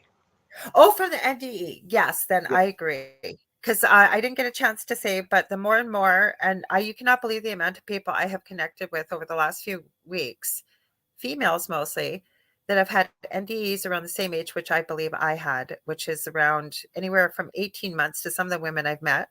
It's been women. I was probably about 2.5, between 2.5 and 3. And I believe I had one and almost identical to what happened to me, Dave. And I'm going to share it with our listeners. We all had extremely high fevers. So one person got into rat poison and there was no antidote back in that time. And they should have died and they didn't. They're here alive and well and able to talk about it. But I met a few, and like I said, it seems to be women that have had these very high fevers. Apparently mine was up to 106 and then kept seizuring. And that's what happened to me. By the time there was no 911 back then. So by the time my parents would get me to the emergency, I wasn't seizuring. Well, I guess the last time I did seizure and they couldn't stop it. They wouldn't let my parents in the back. And then I was in the hospital for a very long time. And my mom said they were given very little information about what happened. And again, it was very unusual. Same thing. Okay, so this is it with these tools with the NDEs. I'm going to share something else that happened cool. I was practicing lucid dreaming and so was Dave, because I asked Dave, right, Dave, you were working on it? Okay, so Dave knows this. And I may have shared it if you guys were on the Angel Rock. We had Lana Sackwild on a couple weeks ago, and she was talking about the absolute amazingness and incredibleness of lucid dreaming and what you can do with yourself, anything while you're sleeping. I thought, I got to give this a try. And I actually had an experience where I woke up, like I knew I was awake in a dream. And they were talking about consciousness. I'm not going to get into that so much right now. But the point is, I was given this very profound message. And of course, as we call our guides, our angels, ascended masters, and what collectively spirit. So spirit woke me up. I was so mad. I was like, no, I actually know I'm awake in this dream, and had me write the message down. And it had to do kind of some of the stuff we talked a little bit about how powerful we are and what we can manifest and we're limitless and what have you. Wouldn't you know, I was watching, I have no idea why, a podcast on, I keep mentioning him, this gentleman who remembers before he was born and what. And then another one who was dead, like clinically dead so long his body was cold. Like I still cannot believe, and I know Shannon, you're a nurse, or anybody else with medical listening, like how is this guy not have brain damage or something? Like he was in a body bag and they brought him back. And he literally, between these two men, I swear to God to you, Dave, I heard word for word what I've been given in that dream. Like, how cool is that? Like, I think we get so much that we don't realize that we get, that we talk about whether it was deja vu or what have you. And I know I keep talking. Oh, go ahead. I always tell people I'm a strong believer that we don't, and actually I'm not a believer. This is information I know. We travel outside of our bodies and are asleep all the time. Not to explain to some people, there's three modes of leaving consciousness here. So let's say lucid dream. Lucid dreams are great because here's the thing you can do with a lucid dream. If you can learn how to do it, you can learn a skill in lucid dreaming. You can practice it in lucid dreaming, and you can do it. Yep. Lucid dreaming is becoming aware of your conscious mind while you're sleeping, and you can program yourself to do things. You can program yourself to see things. You can program yourself to be a better medium. You can program yourself to be a martial arts expert. You can do all those things. So that's lucid dreaming. That's being within your dream. Then there's OBE. I would say OBEs, or out of body experience, is your consciousness moving out of your body while you're sleeping. And in an OBE, you're pretty much at the earth. So on an OBE, and I know the difference because when I was in the hospital, I was in and out of OBEs at some point too, where I was walking around the hospital. I knew what was going on, even though everybody else was seeing my body in a bed in a coma. That's OBE. Then there's astral. Astral travel is what we do. Astral is when our spirit goes to the astral plane, which is kind of the best way to put it. This isn't the exact way, but the best way to put it for those who don't understand this stuff, it's like the place between here and what you would call your heaven or the other side. So the astral world is where everybody comes. That's where, like, as a medium, that's where we kind of connect with a lot of people. They come into the astral world. I go up into the astral world. We connect. I hear them. I see them, so on and so forth. And then when you guys are traveling, you meet your guides over there. You see your loved ones all the time. You do these things because people always ask me, I miss my mom so much. And sometimes I know it's like, well, you've seen your mom like once or twice just last week and talked to her, but we don't remember. There's a reason we don't remember. And that's a whole nother show. But there's reasons we don't remember it. But what you said, the lucid dreaming, it's a very fascinating subject. I think all people should learn or should have been taught how to lucid dream, because you really can teach yourself a skill in your sleep. Lana taught herself Japanese. Like she had some I'll say issues that she was managing to beat, personal issues, we'll say. And she decided to go to Japan. She wanted to learn some stuff. She said she met the love of her life, her husband over there, but she didn't speak a word of Japanese. And she was joking. She was the one that, these are her words, not mine. She's actually from the UK. Like she went from the UK and went to Japan. And she's very, like, I would say less than 0.001% of a British accent. But anyways, she was joking because she's been a lucid dreamer ever since she was a little girl. And some people naturally are very good at it. And she taught herself Japanese. And she said people were so annoyed with her. Like she said, we had a lot of people from China and whatever. And she's very, very, very Caucasian. Like almost her skin reminds me almost of snow. It's so beautiful. She's got long blonde hair. And she said, here's this little white girl from England and she's acing Japanese. Like, how is it happening? And she goes, I had this secret. She goes, I was practicing it. I was doing all kinds of stuff in lucid dreams. So she said that's how she's built the business she has and everything else. And it makes sense because we're so open while we're sleeping, right? And our subconscious and everything else. Shanna says, can I lucid dream myself to exercise? Kidding. Just adding humor. We love humor. Let me, after you're done, Shannon, that might sound funny, but I'm going to tell you what you can do to help with that in a lucid dream. Go ahead, Lorilei. I'm sorry. Oh, no, there was nothing. I was just going to say, Dave and I love humor. So yeah. Gosh, yeah, absolutely. There are people who like speakers, like they have to do, let's say they have to be a speaker someplace and they're terrified. Speaking in front of a public for some people is very petrifying. For me, it's like another day in the life. But they would literally in their lucid dreams, they would be conscious that they were dreaming and they would create the scenario where they were giving the perfect lecture. They would go through their lecture. That was Lana. Yeah. She had a fear of public speaking. Yeah. Mm-hmm. Exactly. And then when they went to do their public speaking, it was easy. It went perfect. Now, when Where does she go? Shannon said, can I lucid dream myself to exercise? Kidding, just adding humor. No, we love humor, but that's not so far-fetched, because in your lucid dream, you could teach yourself how to eat, what you need to eat, what you want to eat. You can see yourself how you want to see yourself ahead of time and work. That's going to all get embedded into your subconscious when you wake up. Because like Isaac even said, you'll wake up exhausted. You Oh, actually, Ian. if you're in a lucid dream and you're doing these things, you would wake up exhausted, because emotionally, I guess maybe your nervous system in your body is actually maybe activated. I'm not saying you're going to build tons of muscle while you lucid I dream. think we're reprogramming. Yeah, but it's basically you can reprogram yourself to think, I'm going to have more energy for exercise.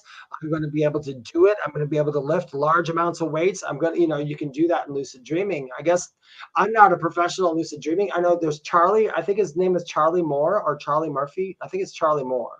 Charlie Mhm. Moore has got a YouTube channel. I watched him a million times. He has books about lucid dreaming and such too. And it's just fascinating.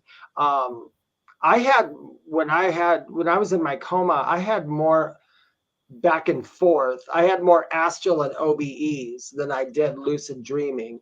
The lucid dreaming that I did have, I'm very aware that it was lucid dreaming now. So I've never added Mhm. that to my book of where I went because I'm like, no, that was lucid dreaming. That was me just having a little fun while I was laying in bed sick, you know. Well, we Oh, got to do something with that time, because I want to add this that went with what we're talking about in a way, backing up a bit to Glenn's comment about he said, my NDEs showed me how to be able to basically have to utilize the neuroplasticity that we all possess within our brain, because we do. And you had said that you had a very bad head injury, and that's the beauty of the brain and children are much better at it than we are. And it's not just the brain, like the heart can do the same thing. Like people that have had like major blockages in their hearts, and eventually they start having symptoms and they may need to have like a quadruple bypass. I'm sure we've heard of that or whatever.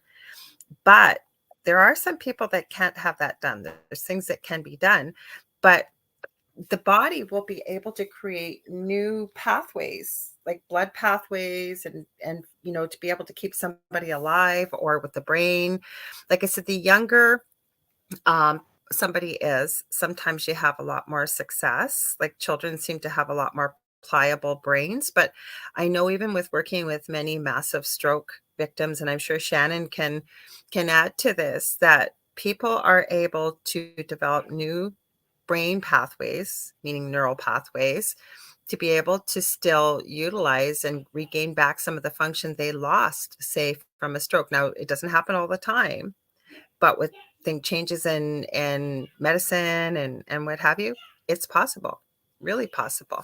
I believe it. So You can you can heal your body if you know how and you can do it. You can. Because when I was, for most of you who don't know, before I had my experience the death and the coma thing, I drank for 20 years. For 50, I mean, a lot. For 15 years, I was on the highest dosage of psychotropic and anti-anxiety medications. I was on every hypertension medication that was ever on.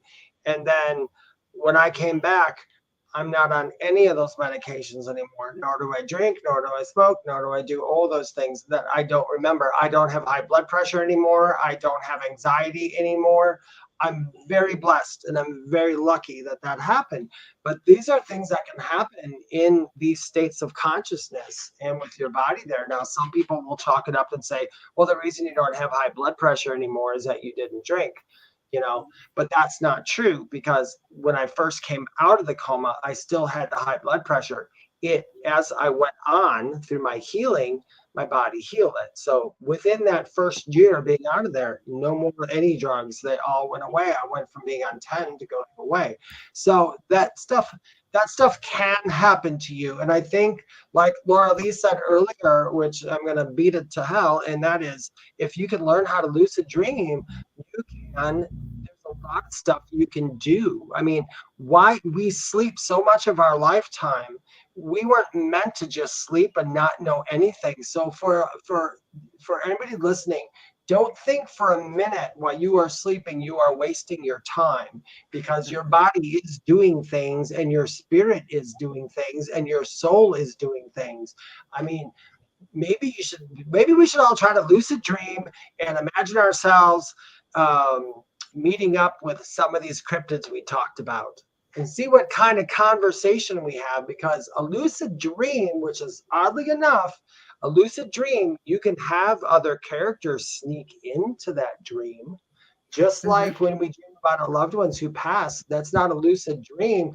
That's almost astral, but you can lucid and mix those two together. So let's just say, here's your lucid dreaming. You start, here's the astral, and you can kind of put those together a little bit and maybe have that contact and maybe give you, how to do something, maybe where to look when, like I want to learn about Bigfoot. So you lucid dream a lot about Bigfoots, and maybe somebody in a lucid dream one day might give you a heads up on where to go to look for something.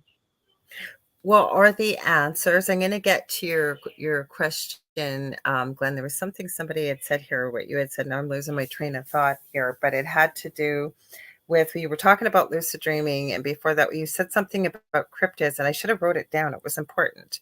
I wasn't ready to change the subject. Let me go through here. We had Sandra Sharp said there's work being done with hypnosis to help stroke victims recover full functionality. There's all kinds of things that are being discovered and learned, and you'll hear people say things like, well, they're just words. Words can't hurt you. Well, yeah, they can. So can thoughts, and so can emotions. And that's, I have a book that I use. Wasn't planning on getting into all this tonight, but we'll mention it quickly because I do want to get back to a little bit of cryptidy kind of stuff. I call it my Bible, and I don't say that with any disrespect to the Bible, whatever it may be. But the reason I call it that is I truly believe the human body, we've been given that gift to be able to heal ourselves of anything. Just we can do any of these things that we're talking about. But the book that I use, it's called The Secret Language of Your Body by Ina Segal. It goes by every body system.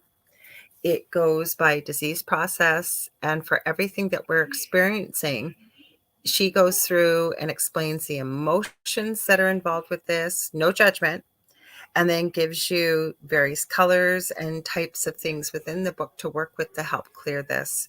And I got to say, I've used this with quite a few people, and I've yet to have somebody say, and I'm sure not everybody was just being nice, and I almost feel bad, and I got to realize, especially as a psychic or medium, that even though something doesn't mean anything to ourselves, I have to remember that I'm just the mailman, if you will, mail woman, that it's not supposed to mean anything to me. It's supposed to mean something to the person I'm delivering the message to. And without fail, every single person has said, oh my God, that is so me. That is so me. So kind of cool. Oh, by the way, I forgot to wish everybody, we're going to go a little bit longer tonight, not too long, because we're going to be, maybe we're kind of scooching you into our new time zone for next weekend, final time zone. Yeah, but I wanted to answer Ian's question real quick. Well, let me give you 1 sec. I wanted to wish everybody, I know we're day late, or maybe day and a half, depending on where you are, happy International Women's Day. Oh, yeah. Yes. What up, girls? Happy Girl Day. Woo-hoo. So we got Glenn's question, but Ian wanted to ask a question. Should we ask? And then we can get to, because I think, what about? Yeah, I can answer Ian's question. Then we'll get to Glenn's question too. Ian says, what about characters you don't want? Can they force their way in and affect you? In a lucid dream, the lucid dream is all you. So you would have to give that permission.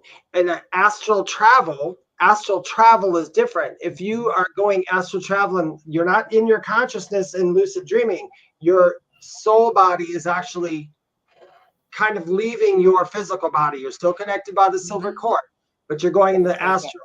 Yes, astral is where something like that could happen. It's unlikely, I will say. It has happened to people. It depends on their state of mind. It depends on their emotional stability and everything else. It really does.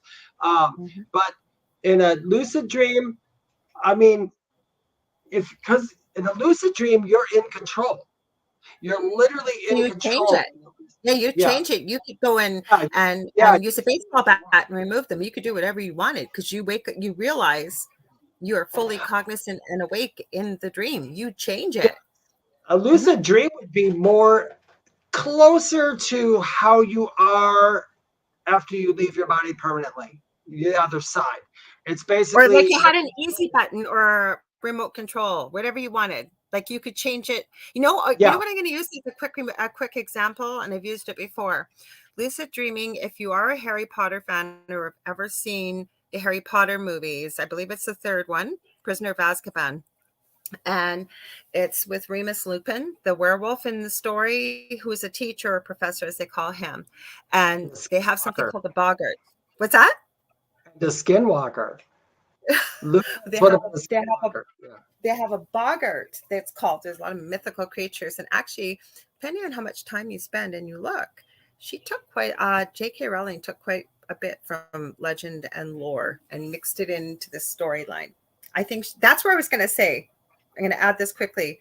Even before I remembered my gifts or anything like that, I often said somebody had to. Gene Roddenberry had to have been channeled or given this everything in a dream. And since then, I believe that's happened. I almost wonder with J.K. Rowling. Back to the boggart. Sorry, guys. See how my brain works? It's too fast. So back to the boggart in the book, right? They were asked to imagine the most terrifying thing that just terrified them, right? And I remember, let's go with Neville Longbottom, if you're familiar with Harry Potter, and he was terrified of Professor Snape. So to empower these kids, they would take their wand and they use the word ridiculous, and they imagine something hilarious. And you see in the movie, they turn things that are really scary for themselves into something completely harmless, and everybody's laughing, giggling, having a good time. But that's what I meant. That's what kind of power you have in lucid dreaming, right? Am I Yeah. right about that, Dave? Or did I miss anything? Yeah, lucid dreaming, you're pretty much in control. Well, your subconscious is, so it depends too. I mean, if you're emotionally messed up person and you're lucid dreaming, you might have a messed up lucid dream too. Who knows? I mean, if you're really good at lucid dreaming and all of a sudden you break up with somebody, have a fight with somebody during the day, that could sneak in there. But it's the astral travel is where Ian, that I would assume there where you could something could come in there, because astral travel might feel as it's a dream. It might feel like a dream when you wake up, but when you're in it, it's not. It's actually real. Mm-hmm.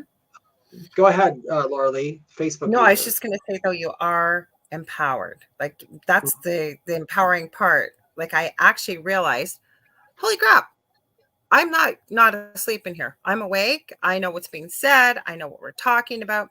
I don't think we were on this earthly plane when we were talking about what we were. And then, like I said, I was annoyed. And I don't usually remember my dreams unless it's something super powerful or spirit wakes me up and asks me. I have like a library of paper here, and they'll ask me to write something down. I'm left-handed. It's like chicken scratch. But Glenn, you've been so patient. Let's read your question here. What are your ideas on reigniting with your inner child when opening your chakras or chakras? I don't know. You want to answer that? You want me to? Just Well, go we can together? both answer. We can both answer this because me and Lorilei both have different. We have different ways that we go about Yeah. doing things in our practices. So, for me, to explain this real quickly for other people, chakras are the energy centers in your body that go all the way down. Invisible. Yeah, Invisible to most invisible. people. There's actually, they say there's 7, but there's way more than 7 because you probably There's, have about. oh, you're reading my mind, Dave, because I was just about to go like this. And They're in your hand, they're in everywhere. There's actually an 8th chakra that's right above your head. That's the one I below your connect to when I feet. talk to. The 8th chakra is where I go to really talk to my guides up here. But anyway, I personally do not think you have to do with anything within your chakras to do that. If you are working on that kind of, it depends on what you're doing it for. If you are trying to do inner child work, I would say that probably most likely works with the heart chakra and with the throat chakra. Throat chakra is communication, and the heart chakra. So I guess if you open those two up while you're working with that, I don't think it's necessary. I think it's shadow work. It all depends on who you are and how you play the game, really. Because like some people ask me before I do readings or connect to my guides and stuff, people always ask me, do I do a prayer of protection? No, I do not. The reason I do not do a prayer prayer of protection is that after all these years, it's implied now.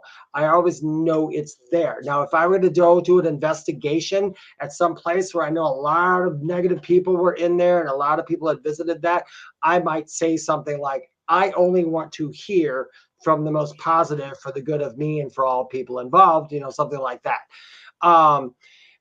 Inner child work, I'm not an inner child work kind of guy. I don't call it that. I call it something a little different, but I know where you're getting at.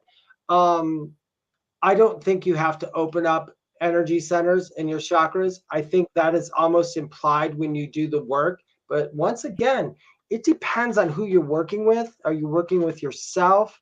Are you working with another healer? It really, spiritualism is kind of like, spiritualism is very cool. I like it way better than religion because of the fact of religion, they're forced on one thing written in a book and they go throughout history. In spiritualism, we understand that things evolve and things change. So we know there's always a new way of doing stuff that might come up, or there's this and that. So my way of doing stuff with inner child now might be stupid 10 years from now. It might not be workable at all. You got to be open. You know what happens to animals when they don't change? They end up becoming extinct. That's why spiritual people are still here. We go with the change. We evolve with the spirit. We evolve with everything. So I'm going to say my answer, unfortunately, after all that long-windedness, would be it depends on what's comfortable for you and what you're going for and who the healer is you're working with. I'm laughing because even though Dave and I might not call it the same things, I was literally going to say that. So I do something called crystal Reiki. I keep saying one of these days I need to film a video so people can see what I do. And I do kind of like a little bit of a history, what are we going to work on today, or why are you coming? And usually then I check your chakras, and you don't need to be in front of me. I can do this distance wise since there's no space and distance on the other side. Then once and I can pretty well tell by what somebody's telling me why they're there or what they want to work on, what I'm going to see in the chakras, whether it's overbalanced or underbalanced, right? Using crystals and what have you. That's not the reason why I'm mentioning this. Okay. So that your energy centers, because you'll hear people say, is it blocked, or is it stopped spinning or whatever? And Dave, I think you and I have both said if it stopped spinning, you'd be dead. So no, but it can be overbalanced or underbalanced. So we try to do that, right? And then I will go through your whole aura or energy field looking for cracks or whatever may be in there and to help, right? But the point I'm saying is, so I've never really, how do I want to put this? I've never really equated inner child work to chakras, but you could, if that works for you, Glenn, and you've got a process that works, keep doing what you're doing if it's working. And if you feel called to do so, share it with others. Now, with inner child work, I tend to call it shadow work as well, right? We have the potentiality to be everything. And usually, if you're not sure what that means, is have we ever heard ourselves saying, well, we don't want to be one of those people. We're not one of them. That's usually part of our shadow that we've tucked away. Usually happens while we're children, I believe. And we tuck it away, and it's like we've been led to believe. I believe in total innocence, but trying to understand the adult world and what we see and what we perceive, that nope, that's not a good thing. So that's where, you can do some shadow work, integrating the entire shadow, but also for me with inner child work. And I have found it helpful. And if it works for you listening to this, great. And if it doesn't, that's okay. But going back and visiting some things that have been maybe traumatic for myself in childhood, or helping another person if I'm doing healing work, and then sort of talking about it, like, what do you think that they might have needed? And I think that we're very powerful with our brains, like going back and doing some healing. But there's many other ways to do this. Like, just because, like Dave mentioned earlier, we're not experts. We're sharing with you either what we get from spirit or what we use in our own practice or what we've experienced. So, oh, David, you can't believe Glenn just asked this.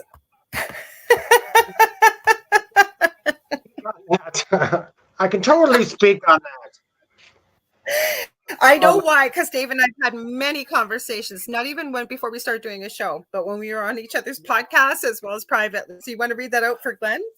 Yep. So Glenn asks, can either of you talk on the issue of walk-ins? Yes. We both can. For those of you who don't know what a walk-in is, It's basically if a soul here is ready to go, something happens, they're ready to go, but the body's still good. They can make a deal with another soul where that soul comes in, takes over their body, you leave, so you die. You're not you anymore. They come in, but they do take on part of your persona. So they are aware of your memories, they are aware of all these other things. It's almost as if they are you. They just get that knowledge put in their head. And then they just, instead of wasting a perfectly good body, I guess. Now, I've been accused of being a walk, well, not accused. A lot of people have said I have a walk-in because of the fact when I did come out, my life is it's totally different than what I was, and I have a lot of memories that aren't mine and everything. I am not gonna ever self-profess that I am a walk-in. I do not know. I know something strange happened.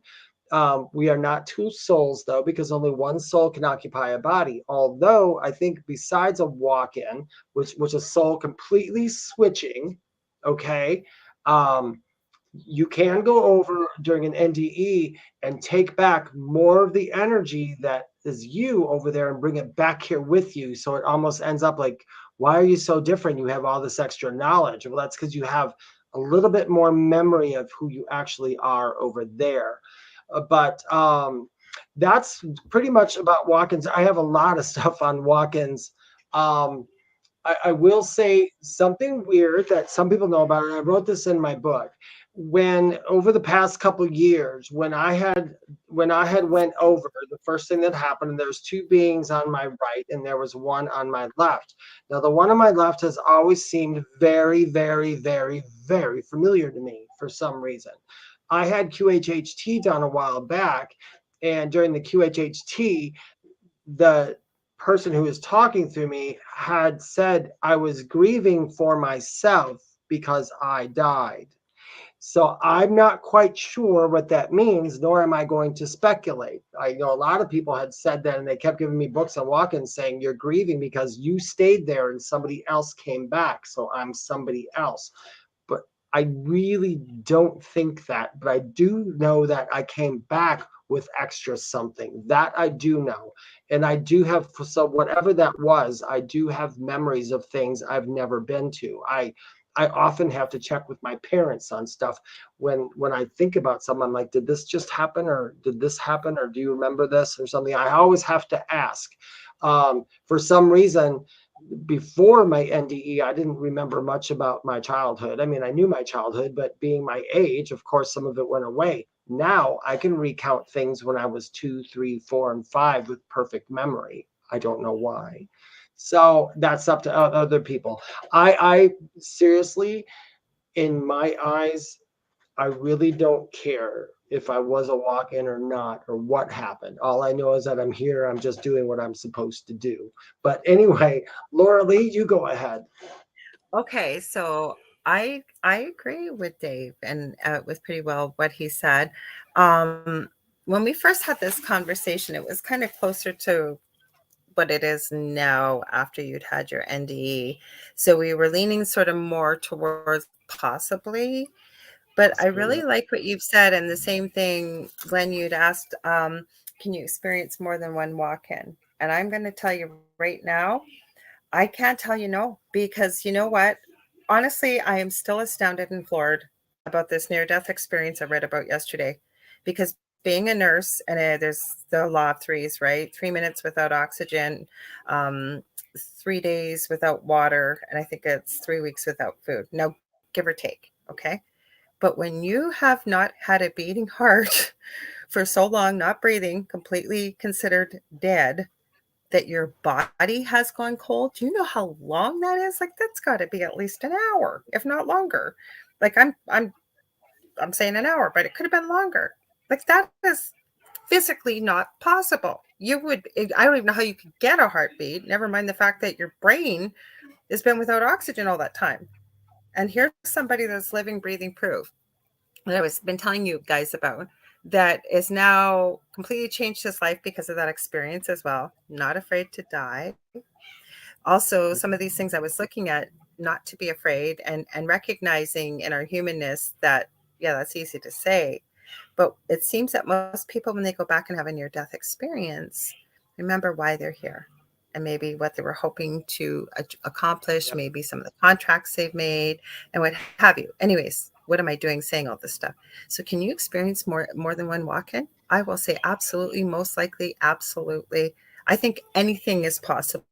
If we could think of it, if we can dream of it. Mm-hmm. I think it's possible. I will say this from what I know, talking to my spirit, because I've talked to them many, many times about me and who I am and what happened to me and everything. The one thing I do know with absolute fact is that walk-ins are extremely rare. It's an extremely rare occurrence. So the fact that if it's that rare, would it happen more than one time? I don't know. Maybe there's some, I didn't say it does. I said it's possible. Yeah. And you're right. We forgot to say how rare it is. Mm-hmm. Exactly. Who are we to say what's possible and not possible? That's kind of where I was going with it. But yeah, we forgot to add, as far as they've been able to tell, it's extremely rare. Like Glenn, you're saying, as I've realized, I have the knowledge of 2 walk-ins as of now. That's your experience and your perception. And I would never say to you that can't happen or it's not true. Because I didn't walk a mile in your shoes. I'm not trying to change your mind. Yeah, I'm not trying to change my mind. But if you had 2 death experience, it doesn't mean that 2 people shared your body. One, there's only so much energy that's around our body. 2, if you had 2 like that, my personal opinion is that you just brought back more of yourself over there. You haven't traded souls off. Because if you were, put it this way. This is what makes me want to think about stuff. If I was a walk-in and David left, David couldn't hack it, but they needed David to stay here because of all the people around us that maybe it would affect their lives too much if I was gone forever, they had to put another soul back in here. That could be one reason. Now, if I'm over there and I had such a bad life, I'm probably going through a lot of stuff over there trying to figure it out. So I don't know how long that's going to take. We can't keep switching people into bodies. People would notice after a while, plus it would affect other people too much, because even a walk-in cannot affect the people around them. Mm-hmm. We are not allowed to change other people's anything without permission. Now, if you did have 2 walk-ins, which I think could be possible, I kind of feel more is that you kept bringing back more of your higher self than what you had before. That's what it feels like. I'm also in a shamanic practice as well. I practice and I study shamanism, and my next step is to be a shaman if ever granted to me. But even in that, from that practice, the same thing, they would most likely tell you it's not going to happen over and over. It's rare. It's very rare. But once again, who am I to say? You could be a walk-in 6 times over, and I could not say anything about it because because we don't know everything while we are here. We really don't. We really don't know everything while we're over there either. We got to always level up and learn these things as well. But I will say, kudos to you. But if you're anything like me, instead of us sitting here wondering about it our entire lives and wasting our lives trying to remember how we got to this place, just be in the moment of this place and do what we were sent back here to do. And that's pretty much where I am in my life. I came back here for that. So I don't really worry too much about anything anymore. I used to the first year or 2, I worried all the time about what I was and who I was. But then I decided I didn't want anybody else to tell me who I was. I just wanted to discover it for myself. So that's where I'm at. And Sandra said you brought your toolbox back with you from storage on the other side. So guys, while we're still talking, and ladies, I meant to put this in here. If you've got a question for Spirit, because we still got time to do our predictable reading as we always do on this show. So if you've got a question for Spirit, and then what we'll do is if something lights up for us, David and I will each give you what we get from Spirit and a message as well. Yeah, so, Shannon, okay. If you're still here, if the folks at your work would like a collective message, we are more than happy to pull something for that as well. Oh, yeah. I forgot about that. So while we're waiting, you can let us know, guys. You sounded so Minnesota. Yeah, yeah.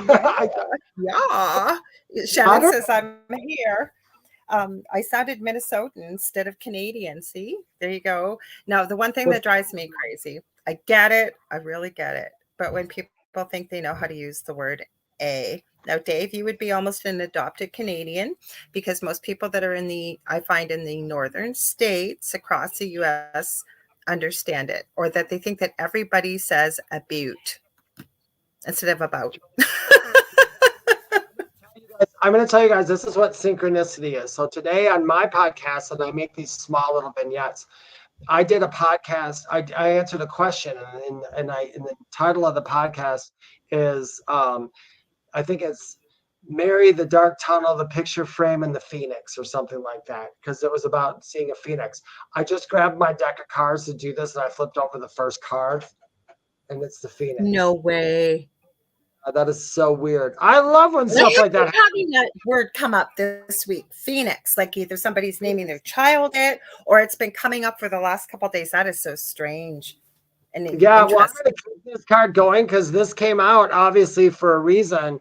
Basically, all the Phoenix. Oh, that's okay if they've gone to bed. They can listen to this later. When you wake them up, tell them it's all about transformation.